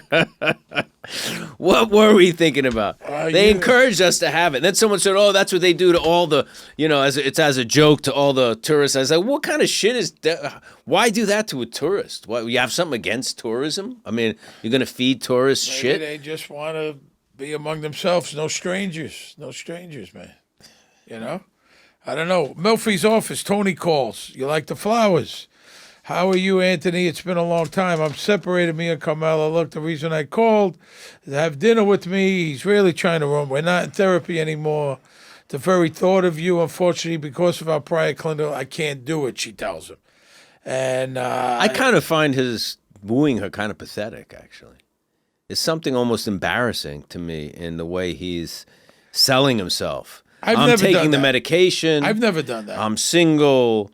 You know what I mean? In a way, it just seems like... He says, I'm going to try again. Leave it to Uncle Tony. I've never tried to go after a girl like that, ever. Like, when I was single. Never, never, never. She, if you asked a girl out and she said no, it was no. Okay. Also, the weirdness of being with someone who you've told these intimate things and gone, picked apart your life in that way. It's strange. Yeah, but isn't this kind of normal? People fall in love with their therapist. I think it's normal. They call it, what do they call that? Transference or something like that, or projection or something like that. I think that is normal, but is it normal to take that another step and really want to make this into some kind of dating? He doesn't want to just. He doesn't just want to sleep with her. He wants a relationship. He has a big. He's in love with her. Yeah, he wants a relationship. Level. Yeah. Soprano House. AJ's playing the drums once again. I believe it's Walk Like a Man. He's playing the same thing over and over. Whatever song that is. Carmela is looking through the mail. And David Chase was a drummer, so I wonder if that's why AJ's learning. It's also just funny because it's the most annoying thing somebody who's bad at practicing. $5,000, we come to find out. $5,000 drum set. That's a lot of money. And then he sells it later on. Yeah, sells it for pennies on the dollar. Again, the bear comes. Tony just happens to walk in. Carmela's very brave. She's not. She locks the door. Funny line. AJ says, "What do you want him to? You think he's going to wipe his feet before he comes in the house, or go right through the door?" She calls the fish and game unit. They say, it's funny. They mentioned Esterhaus, which is the dog, the Cusimano's. Now, there's two Esterhaus related to like movies and television. There's Sergeant Phil Esterhaus was the character Michael Conrad played on Hill Street Blues. You be careful out there. Remember that character? He used to give the speech in the morning. And then the famous screenwriter, Joe Esterhaus, who did Flashdance. I read his memoir. It's Basic a great Instinct book. And Showgirls and a lot of big movies. I wonder if it's referring to one of the other. Esterhaus, isn't that the guy, he plays a guitar, like on those... infomercials? I don't think it's Esterhaus. Is it? It's not Esterhaus? And there's a symbolism here, though, I think, with the bear, with the animal and Tony and the family. The show started with the ducks, and this is a symbol of him afraid to lose his family and keeping his family together. And now you have this a dangerous animal in the yard showing up, and he's not there to protect the family. The family's kind of apart. It's wrapped up in that kind of symbolism. He says you want to be, you think you're independent. You want to prove, you're trying to prove you're independent. They call the fish and game. He had mentioned it could be the duck food. And Tony says, I've never heard of that. The corn gets damp and aromatic. Never heard of that. It says, Trapper Joe, she calls him. And then Tony catches, they're still flirting. They're still flirting a little bit. A good look there. Of course, Tony says he's a little light in his Timberlands. She says, he's just a good-looking guy. He said that about Wegler, right? Yes. Wegler makes insinuation that he's gay. Tony notes a connection. Then he wants to pay the guy. He wants to tip the guy, which is kind of unusual. But he does it condescending. Here's go buy some new lanyards for your whistles. Right, and they go, we don't use whistles. Yeah. There's a way to tip that's condescending. See, you wrote a whole thing on tipping in your book, right? You tipping is in Vegas. Tipping is currency in itself, right? Without blowing my own horn, I would say I'm an expert on tipping. Right. So there's a way to tip, and I didn't really put this all together, but watching this scene, I was like, there's a way to tip to demean somebody. Oh, sure. Absolutely. You're putting someone down. I mean, there would be guys like, if I was, if I was seating someone, your podium or your desk, Maitre D in the tuxedo, guy would slap, $100 down. Give us a seat. Well, but that's in the way he's doing it, like boisterous. But is there why is this to me? Because he says, put it in your whistles? Well, because he's saying buy lanyards for your whistles. I think he's showing off in front of her a little. He didn't like that exchange, the eye contact exchange. Is there ever a situation where you're tipping someone and you shouldn't be tipping them, and that could be taken as an insult? I wouldn't tip a cop. That's not a good idea. It's some people may think differently. I wouldn't tip a cop. Also, I do know, and I've written about it. I know people that have tipped doctors. Hey, doc, go have lunch. Yeah, I swear to God, I've known that firsthand. After the operation or before. You might want to do that before the operation. Not the operation, Doc. But here's $1,000. There's nothing worse. Like, especially like say you want to beat a line or you're at a restaurant, say, or a club, and you want to get in, and there's a long line or even a short line, 5, 6 people, and you go to the front and you try to give somebody money and they go, whoa, no, I can't take that. There's nothing worse where you put that's happened to me. You put your head down and you. So that guy's being a dick in that situation. Yeah, because if you do it discreetly, you could do very nicely. Right, hey, to say, whatever sorry. you can do. Yeah, but then he could also just give it back. Say, you know what, I just can't do that. I appreciate it. What I do, instead of going down there and taking a shot, I would go and just say, hey, I got 4 people. We don't have a reservation. If I give you $50, can we get in? I'll just say it right up front like that. No cat and mouse. I'm just going to tell you. And if you say, I can't do that, fine. Or if they say, give me about 15 minutes. That's it. Because, when they turn you down, it's kind of embarrassing. Yeah. You seem like a jerk. They turn you down. I'm trying to give you money. I've even said, what, you don't like money? You give somebody $10, you don't like money? Some people don't want to tip. They just don't want it. It's not always they don't know. And not everybody tips. No. And I personally find it a character flaw. Yeah. If you don't tip or you don't tip enough. You don't have to over tip. Someone's serving you. Someone's waiting on you. This is how they make the living. If you don't, shame on you. Even a guy comes to do your cable, I give him $10 or whatever. Yeah. Or they delivered a couch. Had to do the Verizon, and there was a lot of work because it's an old building. They had to do a lot of rewiring. We gave her a tip. Yeah, of course. $20, was there for whatever. A couple hours. That's what I'm saying. There's nothing wrong with that. But some people just refuse. Very few people have refused a tip, in my experience. I can't remember when. I mean, once in a blue moon. But very few. Yeah. Most people, and most people probably, if they're working for a company, are told, you just say thank you and that's it. I don't think you're allowed to supposedly, mailmen. I think they took that away, that you can't tip a mailman. I always tip the mailman. At Christmas, but I don't know if they're allowed, supposedly. But they do it They anyway. do, but and they should. My last house would leave a card. Yeah, that's a little much. He would leave a card saying "Merry Christmas" from your postal That's carrier. really you know what? I don't. Listen, I always tip the mailman. I tip the mailman. The garbage man for Christmas. The garbage man, the mailman. Yeah, but Vegas, it's a currency in itself. That's how right? That's how you get around. Tips and favors in Vegas. Well, that's the barter system of life. That's the barter system. I mean, come out. I want my car parked. I want it in a good spot. Don't bury me in the back. There's a line. You come to my restaurant. You know what they do? You know what they do all the time, right? You ever go like a show, a concert, the MGM Grand, say, and they're going, no, we're closed. Yeah, we're all full. And you tell the guy, I'll give you $10 or $20. All right, move to the left. It's a complete hustle. Sure. It's a complete hustle, There you have it, folks.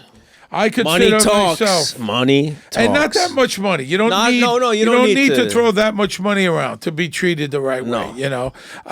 He paid $5,000 for the drums. She says, "You want coffee?"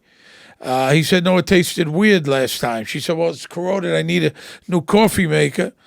So she's appreciating that he's there. She offers coffee. It's He also says here, "I'm old school. I don't believe in this separation shit or divorce," which is weird because he's, she wants to separate because he was cheating on her. Yeah, but she says you're not old school enough to use your cell phone to threaten Furio. Right. And that's what he's been doing. He says the right person sees him, he's a dead man. She said all he did was have coffee. Well, that's why the coffee tastes like shit, he said. He just flat out tells her. She knows he's a murderer. We never find out if anything happens to Furio. We never found out if anything. Probably nothing. Probably not. He got away and he slipped away, and that's it. They never did anything. No, and also he's connected over there, and they may say, fuck Tony Soprano, we need Furio. You know what I mean? I don't know. He wants to give her $1,200, go stay in a hotel. She says, I don't want to take him out of his routine. I mean, what routine? He likes room service. It's his age. He's an enabler, Tony. It's his age that he's a nasty fuck. He's an enabler. Yeah. Right. Someone sees him, he's dead. What's the big deal? A coffee maker costs $100. What's the big deal? He's just kind of torturing her, I guess, right? Yeah. I mean, it's certainly not about the money. He is. He's bitter and he's angry, and the flirtation pissed him off a little bit too because it brought up the wounds with Furio. Sure. Flirtation with Robert John Burke's character. Tony on the answering machine. This is Anthony. He calls himself Anthony. Maybe he feels that's a little softer. I'm thinking maybe I got to come back, for therapy. Which is not why he's going back. He's just trying whatever. He sent the flowers. He asked her out. Now he wants to be in therapy. He's trying. He's romancing her. Junior's house features cooking. Robert Loggia. His birth name was Salvatore Robert Loggia, born in 1930, passed away at the age of 85 in 2015. Born in Staten Island. At 25, he did the off-Broadway, I believe, version of Man with the Golden Arm. Oh, yeah. 25 years old. That was one of his first big things. His first movie, he had a small part in Somebody Up There Likes Me, which was a movie about Rocky Graziano, played by Paul Newman. He was a radio and TV anchor for the Armed Forces Radio and Television Network in the Panama Canal Zone. He was in the military as well. He appeared in a lot of TV and film. Untouchables, Gunsmoke, Rockford, Columbo. He was in Revenge of the Pink Panther, Greatest Story Ever Told. Scarface, nominated for Best Supporting Actor for Jagged Edge. Big, with Tom Hanks, directed by Penny Marshall. Lost Highway. I mean, an incredible career. Big was a big movie. And a really good dude. I enjoyed him. Yeah. I enjoyed working with him. He's a legendary guy. I've told the story before. I don't know if I've told it here. He was having a little trouble with his lines. Jim couldn't be more compassionate. The scene should have took 4 hours. It took like he was 75 by then. I mean, it's, listen, no, absolutely. I also don't know, not every show or movie, it's got to be verbatim. This show, it had to be word perfect. Right. There was no He's probably not string. used to that. You're right. And probably not used to that, as a lot of people aren't. And there's some paraphrasing in a lot of shows, and they're fine with that. But Jim, I believe, got Susan Anton, his dialect coach that helped Jim with his lines, and went over to Robert's hotel and helped him. And that's the morning, and I've told you this, 7 a.m.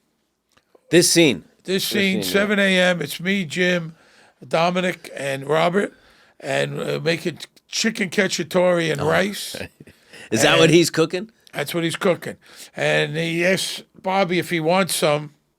Bobby says, no, wait. He says, from the looks of it, you don't look like you do much waiting, kid, So we're eating cacciatore, which was fantastic, as all the food on.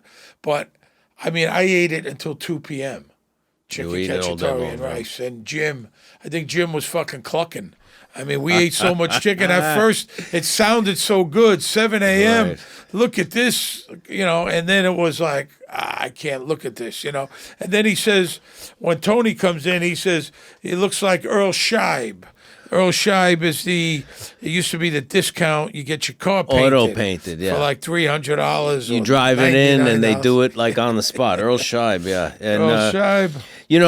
I remember one scene I did with him on his porch when Benny and I go to his house, and I was smoking. I was still smoking at the time of this when we shot that scene, and he said, "You smoke." He goes, "I'm a reformed cunt. I'm very adamantly against it. You smell and you cough in the morning, but don't listen to me. Do what you got to do, but you should give that shit up, kid. I'm a reformed cunt." How long have you stopped smoking? Well, I guess we shot this in 2003. Is that when we shot this? Right around then, I quit. Yeah, I think it was 2000, maybe 2004. You were a heavy smoker. Johnny V was a heavy smoker. Stevie, Tony Sirico, Edie Falco. At one time when we were doing scenes with, especially there were a lot of scenes with me and Sirico and Steven Van Zandt back about a Bing or the Pork Stone, we were all smoking then, and we would go through cartons, props and stuff. So I've been quit, I guess it's about 17 years. That's one habit I've never had, thank goodness. You've never smoked anything? Never. Right? Never, not a smoker. It just doesn't do anything for me. I really enjoyed Robert a lot. And he only did 4 episodes, I believe. Made a big impression, though. That's for absolutely. Sure. Christopher's apartment.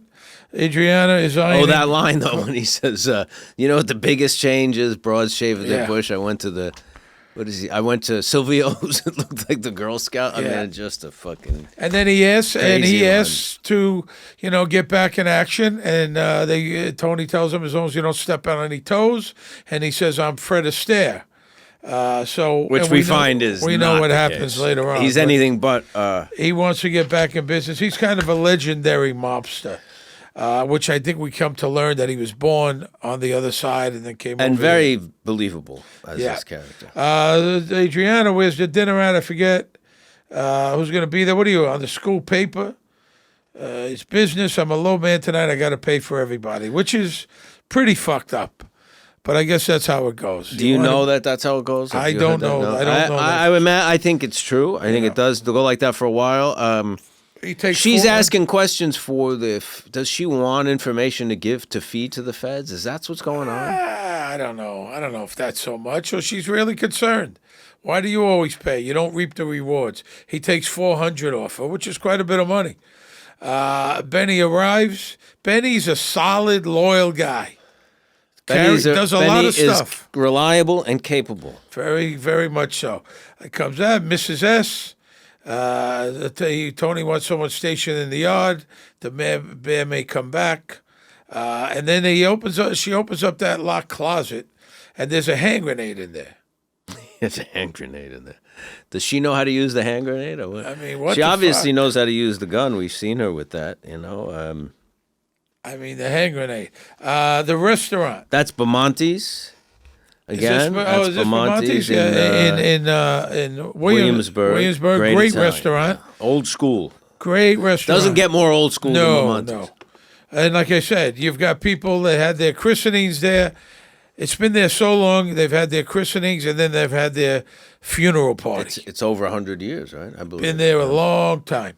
Barbara Christabella plays the girl that Christopher's with. Just legendary guy. You got Lisa Regina, who's a great acting coach. I sent a friend of mine to her, and she's does a really good job as an acting coach. She's been doing it for a while. She's really good. Tony Pauly, Christopher Silvio, and Feach are having dinner with their gomadas. They're talking silly, ridiculous. Bears are concerned. They're talking about the bears. Get rid of all the bears. They had their turn. Now it's ours. Like the dinosaurs, And the girl says it's for girls on her period. And Tony says that's a jungle cat. It's kind of very funny, to be honest with you. The waiter puts down the check. Christopher does the old, I got to go to the bathroom routine.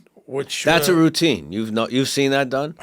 Of course. I think Larry David did a whole thing on that. When the check comes, people go to the bathroom. Are you kidding me? That's an obvious move. Listen, though. You're not like that. I'm not like that. A lot of the guys from the show were very generous, but I've been with people just turn you out.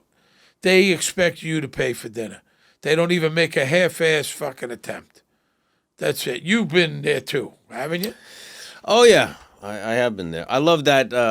There's that Honeymooner episode when when the guy wants to go to a fancy restaurant and Ralph goes and Ralph says, "Well, he's a big shot, so I'll pretend I'm going to pay, but he's going to pay because he's rich." And it turns out the guy's not rich, and Ralph offers to pay, and the guy says, "Okay, Ralph." Well, there's a lot of people like you don't mind. Listen, I don't mind if I like you enough to have dinner with you. I like you enough to pay the check, but not 6 times in a row. No, and it's it's got to be something where nothing should ever be expected unless someone says, "I want to take you to dinner. It's your birthday. I'm taking you out." That's a different story. But if you go out, let's have dinner. Well, we could split it. I may decide to take it. Maybe you took it last time. Whatever it is, but you should never expect. I somebody. pay, you pay, I pay. We split it. Then you got a jack off who knows you're paying and starts ordering fucking wine that he would never order if he was paying. Right. You got a lot of jack-offs in the world. Kind of, I want to say almost more jack-offs than not jack-offs. How's that? Yes. I'm going to make that statement. So Paulie decides to pay the thing, and then he chases Christopher down the next day and says, "You owe me $860 from last night." He says, "You're going to start paying points." I mean, he's out of line here. The golf club. Tony meets with Johnny, Carmine, and Angelo. Johnny Sack is having shoulder problems and needs acupuncture. Apparently. I'm saying this one more time. You don't eat egg salad in public. You don't eat. You may never want to eat it after watching this scene because it just grosses me out. But this is the first time we see Angelo Garepi played by Joe Santos, who was born Joseph Minieri. Brooklyn guy, born June 9th, 1931, the same day his father died. Is that strange? Wow. Joe was born the day his father. His mother was a jazz singer, nightclub performer in New York and Havana, and remarried a guy named Daniel Santos. That's where he got his name from. He played semi-pro football. He played football at Fordham. Oh, Joe? Went semi-pro, Joe. Al Pacino got him his first movie role in Panic in Needle Park. He went on to he was in The Gang That Couldn't Shoot Straight. Friends of Eddie Coyle with Robert Mitchum is a movie I love.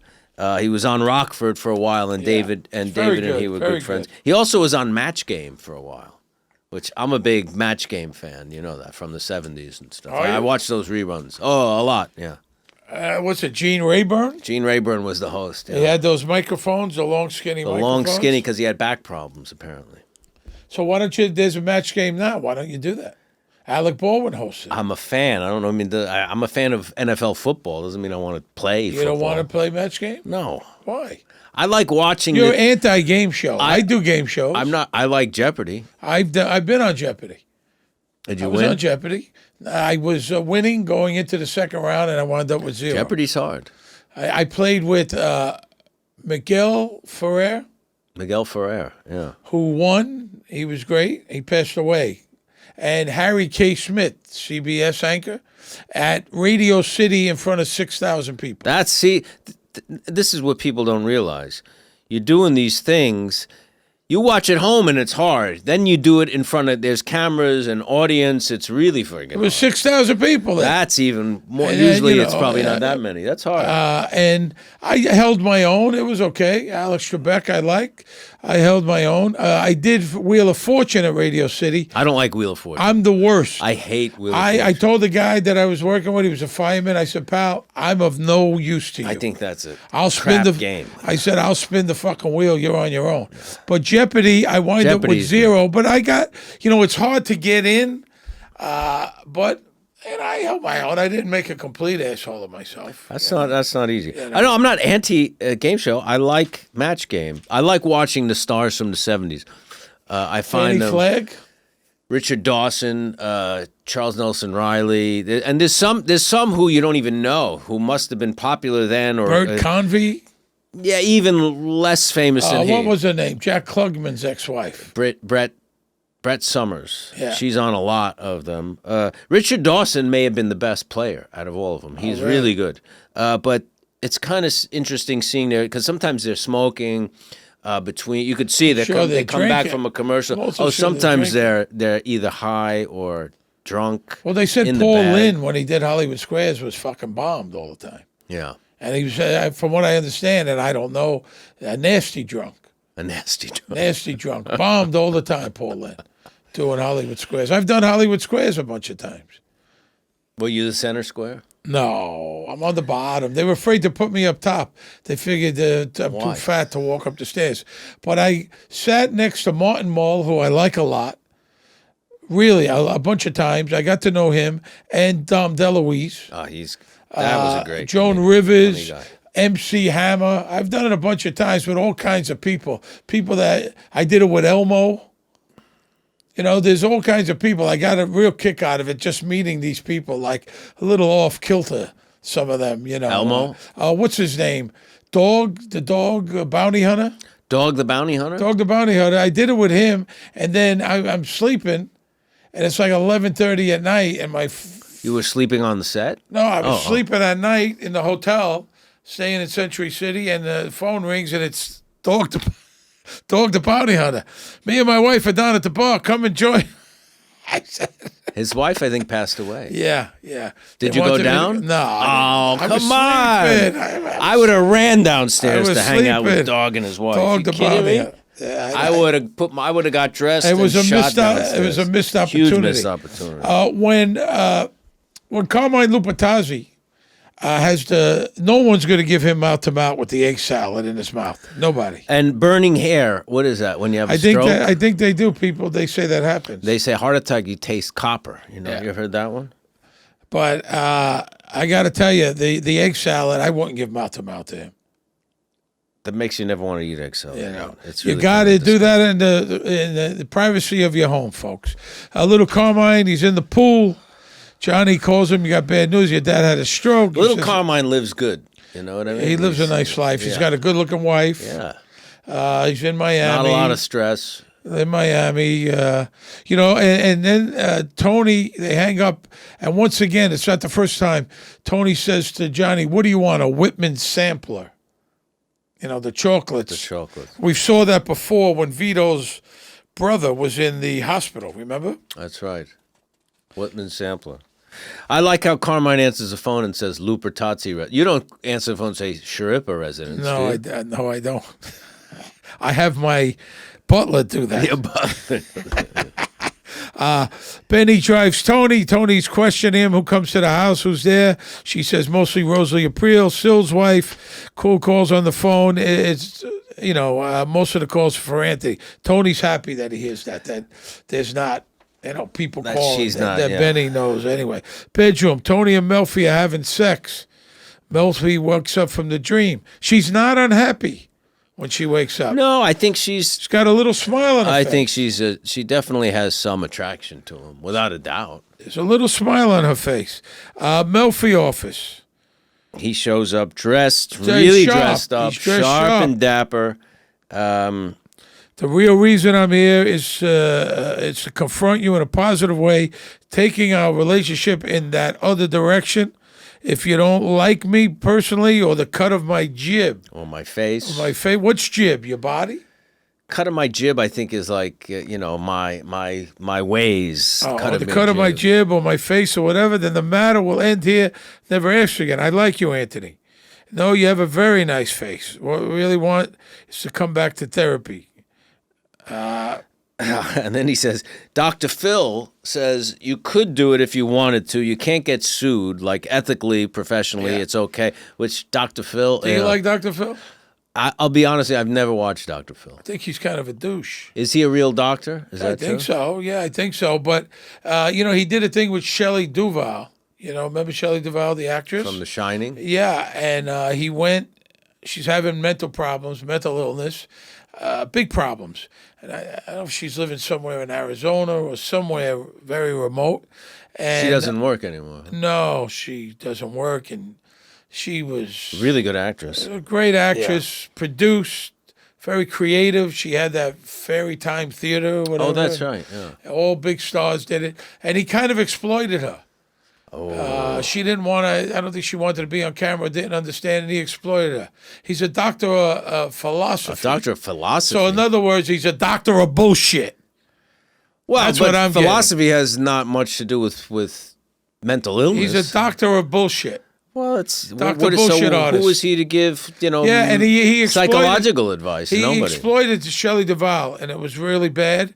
And a lot of people didn't like it, and he took some heat. He's a know-it-all kind of guy. I don't know who he helps, who he doesn't help. He's very wealthy, obviously, him and his wife, and blah, blah, blah, blah, blah. So Yeah. I don't know, I don't know how they get people to go out there and put it all out there on national TV. You got like a mother and father and the daughter. I saw one clicking around. The daughter was in her 40s. She's blaming her mother and father for her life being fucked up, and you're putting it all out there. Yeah, horrendous. I don't know. Maybe he does help some people get into rehab, stuff like that. I don't know. He approaches her. You have a nice face. And she says, you really want therapy. That's what you really need. And he's like, why can't I do something for me just for a change? Which is... He kisses Melfi. She doesn't pull away. No, she doesn't pull away. She says, don't do that. But it's kind of a long kiss. She says, don't do that. And he really puts it out. I want your mouth. I want your lips. I want you. I mean, he's putting it fucking out there. He says he'll pay for an hour of the therapy. Not a good move. No. He's thinking of ways to romance her favorite restaurant, hire a mandolin player, shut the restaurant down, tell Melfi he wants her. Forget about how Tony makes a living for his family. And he says, there's 2 Tony Sopranos. You've never seen the other one. That's the one I want to show you. Yeah. We've never seen the other one either. I don't know what he's talking about. Little Paulie's at the house now, taking over for Benny. He sits by the pool. He's hearing things. He's scared. He gets scared. He's got the gun. And next thing, he's in the bathroom because he's taking a dump. He's reading the TV guide. Reading the TV guide. Taking a dump at somebody's house. That's a tough one. I know sometimes you can't help it, but, I've taken a dump in my friend's. I don't want to. I've taken a dump in my friend's house and it overflowed. That's not good. Yeah, that you want to get out. Are you still friends? Yeah, but it was clean water. It was clean water. Oh, okay. Well, that's not bad. But that's a tough one. Not a great look. You try not to. Yeah, you try not to. But he's scared and he's hiding out in there. Dr. Kupferberg, Elliot. She says, at one time, I found him a little sexy, meaning Tony Soprano. Right. Alpha male, dangerous. But then the ugliness that I saw and heard, the ugliness I saw in him, he says, should you tell the police? He's a sociopath. He's unpracticed in not getting what he wants. You know what I mean? I know him. He'll keep coming back and coming back. Maybe it's just the Italian thing. Yeah, sometimes Kupferberg is not the best, I think, doctor. Well, he's definitely afraid of Tony Soprano. He's very intrigued by Tony Soprano. But he's also afraid of him. Sure. Bada bing back room.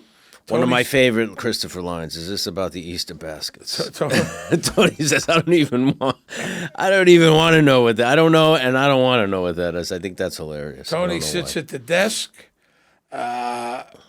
Christopher's complaining. It's not right that I have to pay all the time. He says, you pay until I tell you don't have to pay no more. You know how many tabs, how many dinners I picked up over the years? Richie Aprile, fat fucking Jerry Anastasia. They killed me at Benihana's. Do you like Benihana? Yeah, it's cool. I mean, it's kind of a nice... I like Benihana. And then he says, steak, I could have put a new ring on Peter Luger's. I never went to Peter Luger. Have you? Yeah, a lot of times. You like Peter Luger? Listen, I'm not that big a steak guy anymore, but if you're going to have a steak, that's the place to go. It's not far from Bamonte's. And why? What's great about it? It's just the steak is great. Good it's old quality school. Meat. The shrimp is great. The steak is great. The atmosphere is great. It's really old school waiters. I think just until fairly, I don't know how many years, it was cash only. Cash only, or they had a Peter Luger credit Peter Luger card. Roger, our notorious attorney, infamous attorney, he has an early Peter Luger card. When he just got out of college, I think his father got him a Peter Luger credit card. But you that shrimp cocktail with the sauce, and they have the schlag, which is kind of like their whipped cream that they make homemade. And with what? For what? For dessert. Oh, for dessert. I mean, it's what do? They do a onion and tomato. Onion and tomato. And their steak sauce. You order the same thing. You have the steak sauce and the shrimp. Then the onion and tomato with the sauce on it. The potatoes are out of this world. You do a porterhouse for 2 or 3. All the sides. Then you do the dessert, the apple strudel with schlag. And and I heard a steakhouse like that, one of the reasons why it's so good, and I don't know if this is true. So they've had a meat the meat fridge. It ages, yeah. That it's been there forever, and the bacteria in there is, regenerating or however fucking long it is. Well, I think that's also happens with the oven. It cures the meat. And the oven's really, really hot. On the grill. So, yeah, it's great. Listen, everyone has their favorite. I used to like I said, Macellaria. Used to like it in there. Macellaria's a good place. But I like Peterluga. I mean, if you haven't been, you need to go. What about Old Homestead? Did you like that one? I think they bang you out too much. They're really way more expensive, I think. Oh, really? I think so. Are they still there?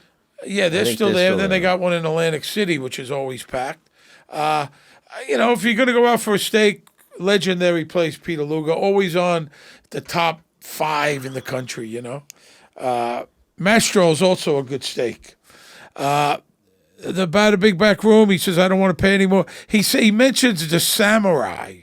It's kind of like the samurais, the younger guys would do their laundry. Pages, it's a sign of respect. It's a thing of honor from ancient times. It's like a soldier or a samurai, and you should look at it that way, which Christopher does not really look at it, and he says, okay.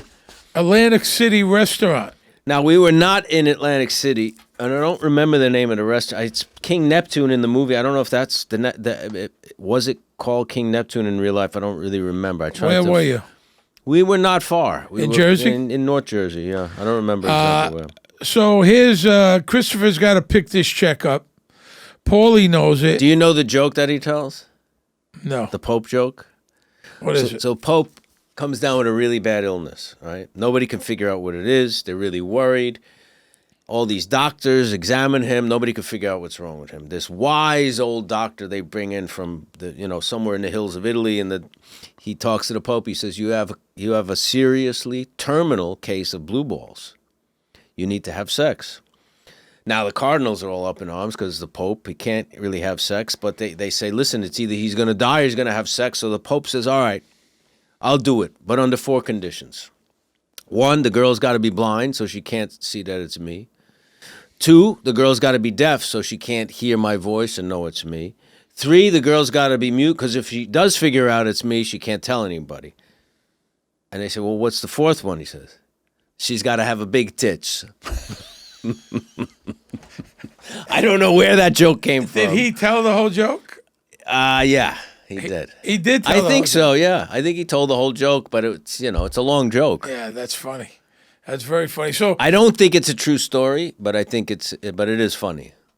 Yeah, I don't think it's a true story. So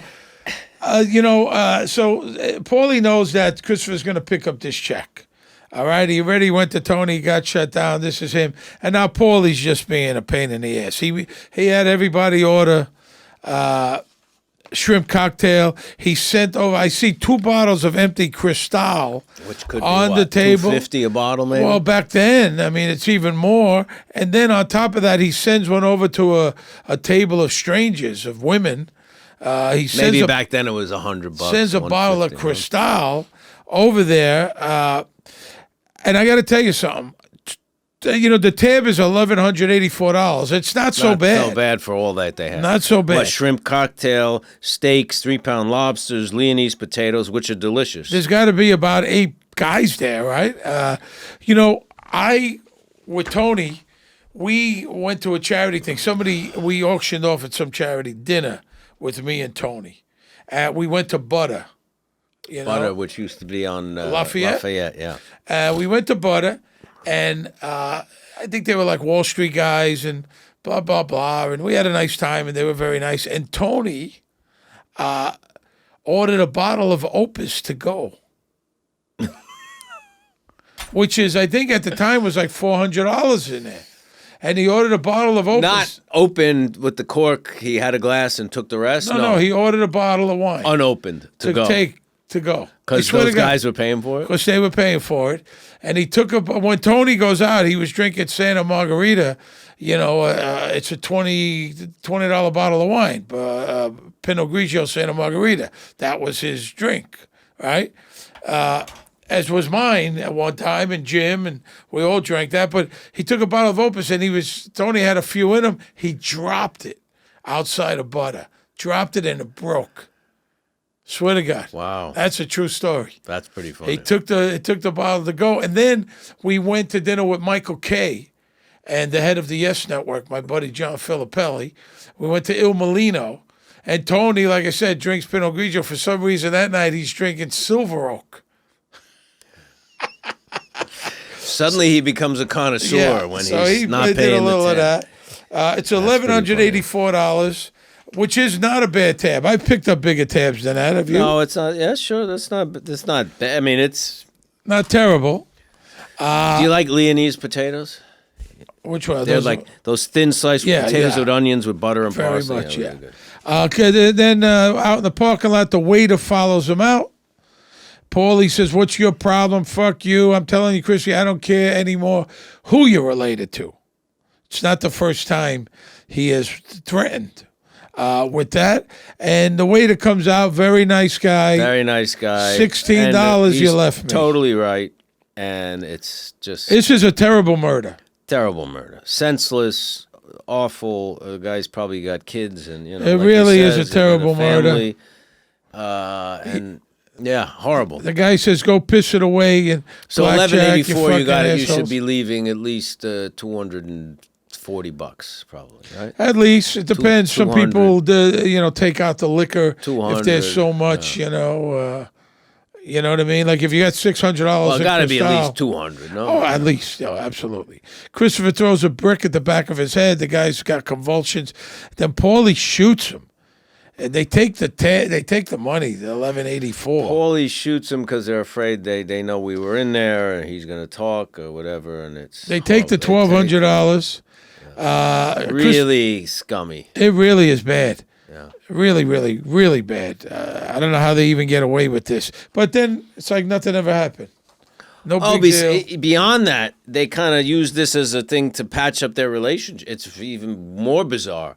You know what I mean? Somebody could have got hurt last night, they say. The guy's fucking dead. I mean, it's horrendous. Carmine lies in bed, little Carmine, Nicole are there. Allison Dunbar plays Nicole Lupertazzi, who's somebody that I met years ago at Fordham Lincoln Center, Fordham University. When I did a few plays there, and she was an acting student there. I think she's a really good actress. Yeah, she's a member of the Groundlings. Is she? Long-time member of the Groundlings. Yeah, she's very good, very funny. Good person. Very, very funny. And Ray's very good in this scene, I have to say. I liked what he did in that scene. He was I forgot to mention, Johnny Sack took home a lobster roll for Ginny to go. Oh, right. Because Paulie was kind of soliciting everyone. You want to take something to go? Take something to go? He's just trying to stick it up Christopher's I had a buddy of mine took a girl out for dinner. And like at the end of the dinner, she, it wasn't a fancy restaurant. He said, "Anything else? Can I get you anything else?"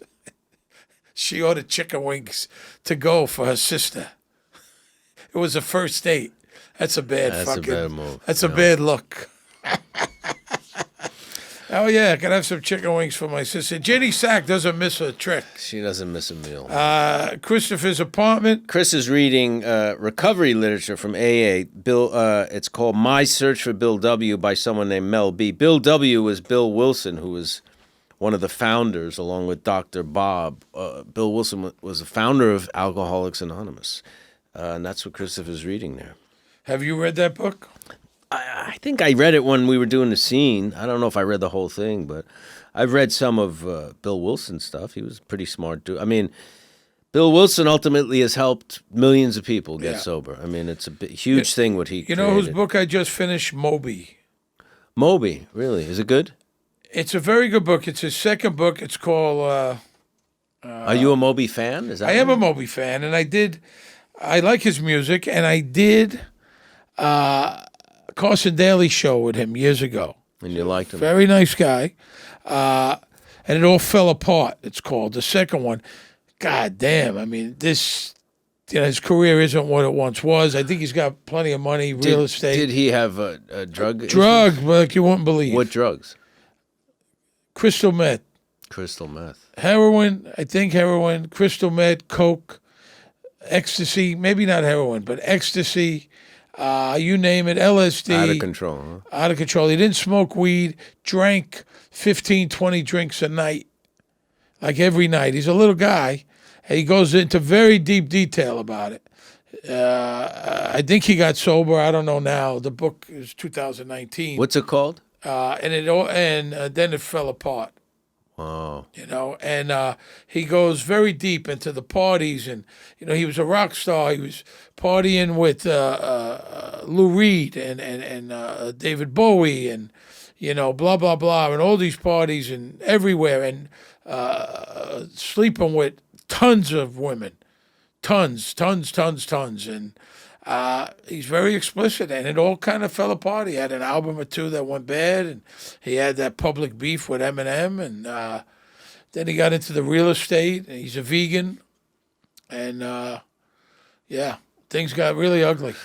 He's this related somehow to Herman Melville. Is that true? Did you mention that? There's some kind of who wrote Moby Dick. That's where he got his name from. He used to live on Mott Street. Yeah, he lived on Mott Street. He had a restaurant on Teeny. Teeny, I've been there. It's a good place, actually. And then he gave it to his girlfriend. He talks about it in the book. He just gave it to her. She kind of kept it going. And if you want it, I got it, if you want to read it. Melfi's office, a group session ends. In the group session, Robin Green, the great writer and exec producer, is in this scene. I don't know if, did you catch that? Yeah, I did see it. Tony arrives. A friend of mine had these, and I couldn't use them. I figured maybe we could. Tickets, Bermuda. She says, I turned out a wonderful dinner invitation. And you think I'd go away with you? That's the same thing he wanted to take Carmela on, right? Yeah. And you think I'll go away with you? Come on, I'm breaking out the big guns here. You're turning me into half a stalker. I mean, he wants what he wants. But that's a lot of pressure. It's one thing to go out to dinner. It's another thing to go to the Bermuda with me for the weekend or something. Unless she says we have to have separate rooms. I'm not going to go out with you, okay? It's just something I'm not going to do. I would like you to respect my decision. What is it? Just help me understand it, okay? And then she lays it out, and she really nails him. It says, during therapy, I never judged you or your behavior. But in a personal relationship, I don't think I could sit silent. Our values are different. You don't like my values? No. You're not a truthful person. You're not respectful of women. You're not really respectful of people. You take what you want from them by force. And he says, fuck you. You're a fucking cunt. I mean... And like I told you in the past, argument's over. Once you say fuck a cunt, it's all over. Well, and she says I couldn't bear witness to violence, basically saying I couldn't be Carmela. No, you're not truthful. You're not respectful of people, of women. And then when he calls her that, she is stunned, left there with her mouth open.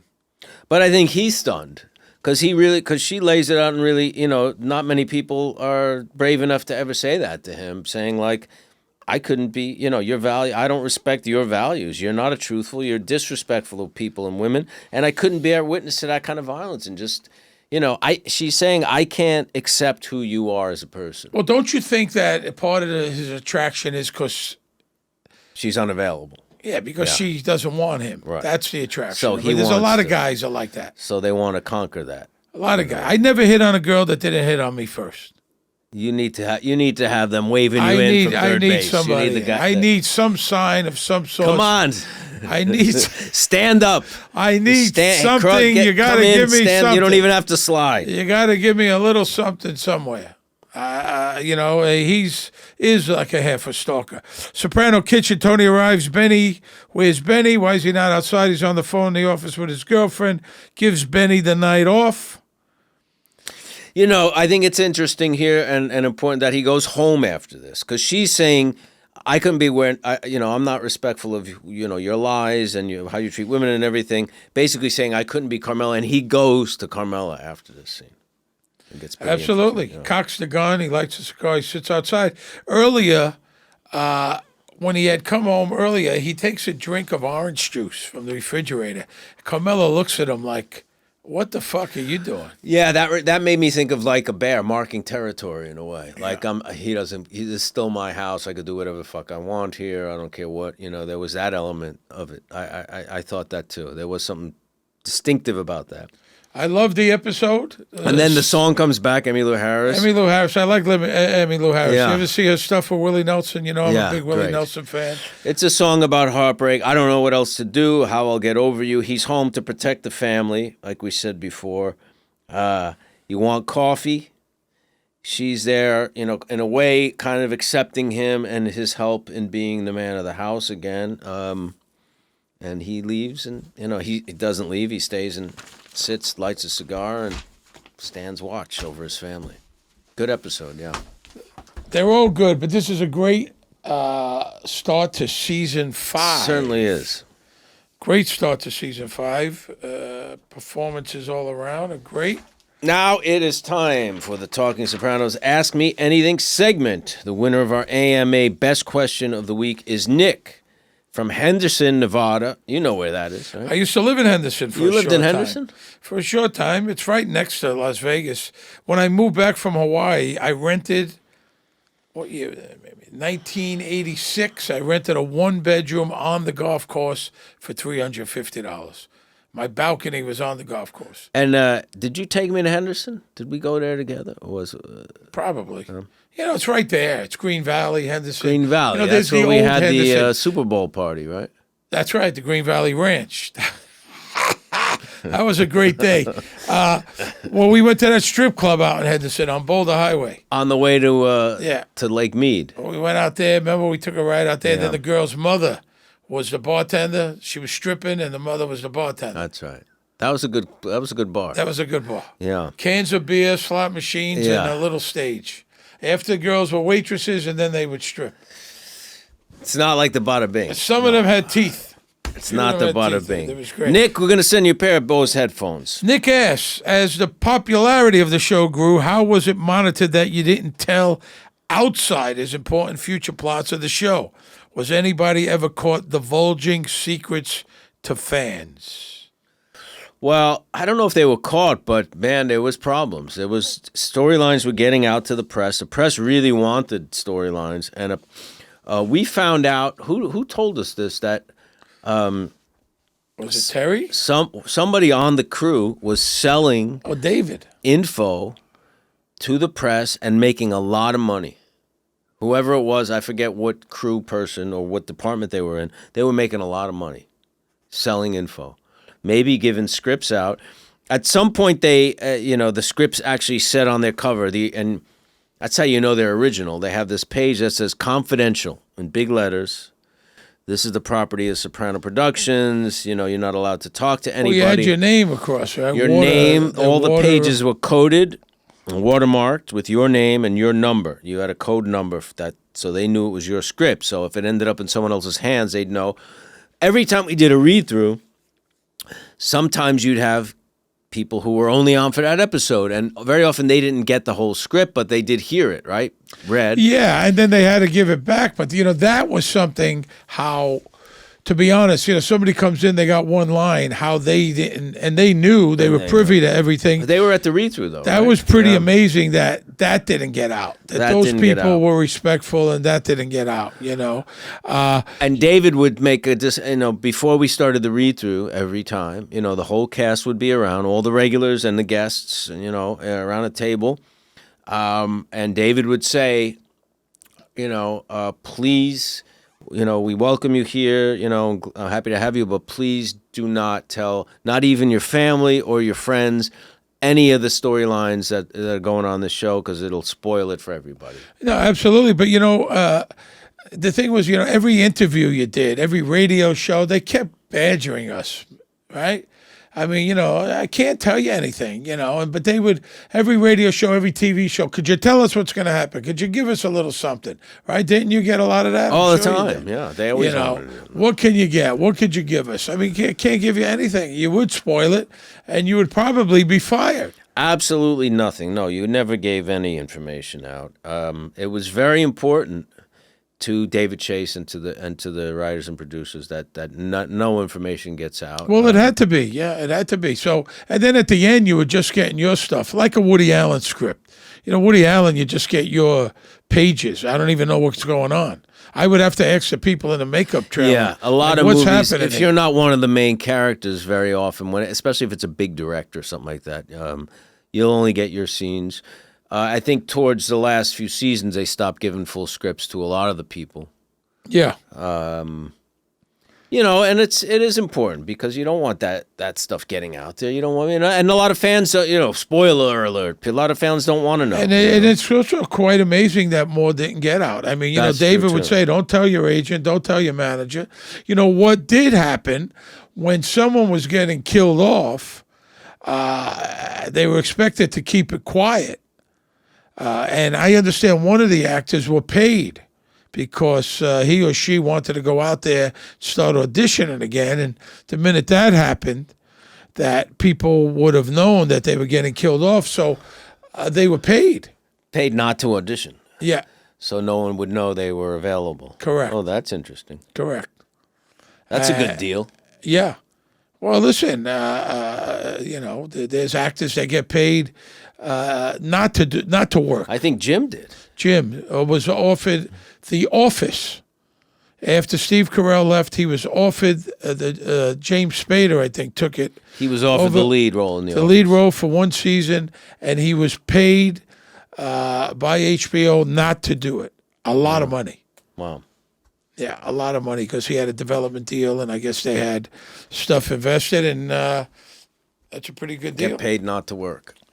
Yeah, paid not to work. So I want to get paid not to do this podcast. How's that? I just don't want to do the podcast. Would you give me half of your money and I'll not come? I don't want to do the podcast anymore. Good deal. There you go. So Nick from Henderson, Nevada. Enjoy your Bose headphones, man. Thanks for listening. Remember, new episodes are released every Monday. Please subscribe to the Talking Sopranos podcast, YouTube, Apple Music, Spotify, Amazon, or wherever you get your podcasts. Follow us on Twitter and Instagram, and like us on Facebook. And right now, you can get official Talking Sopranos merchandise on TalkingSopranos.com or through our YouTube channel. Our executive producer is Jeff Sussman. Our producer is Andy Verderam. Our music was composed and performed by the great Elijah Amerton. You can hear more of Elijah's music and the band Zopa, which Elijah and I play in together by clicking the links at TalkingSopranos.com. Our production crew includes Ty Verderam and Sierra Schirripa. We record Talking Sopranos at NYC Podcasting, New York's premier podcasting studio.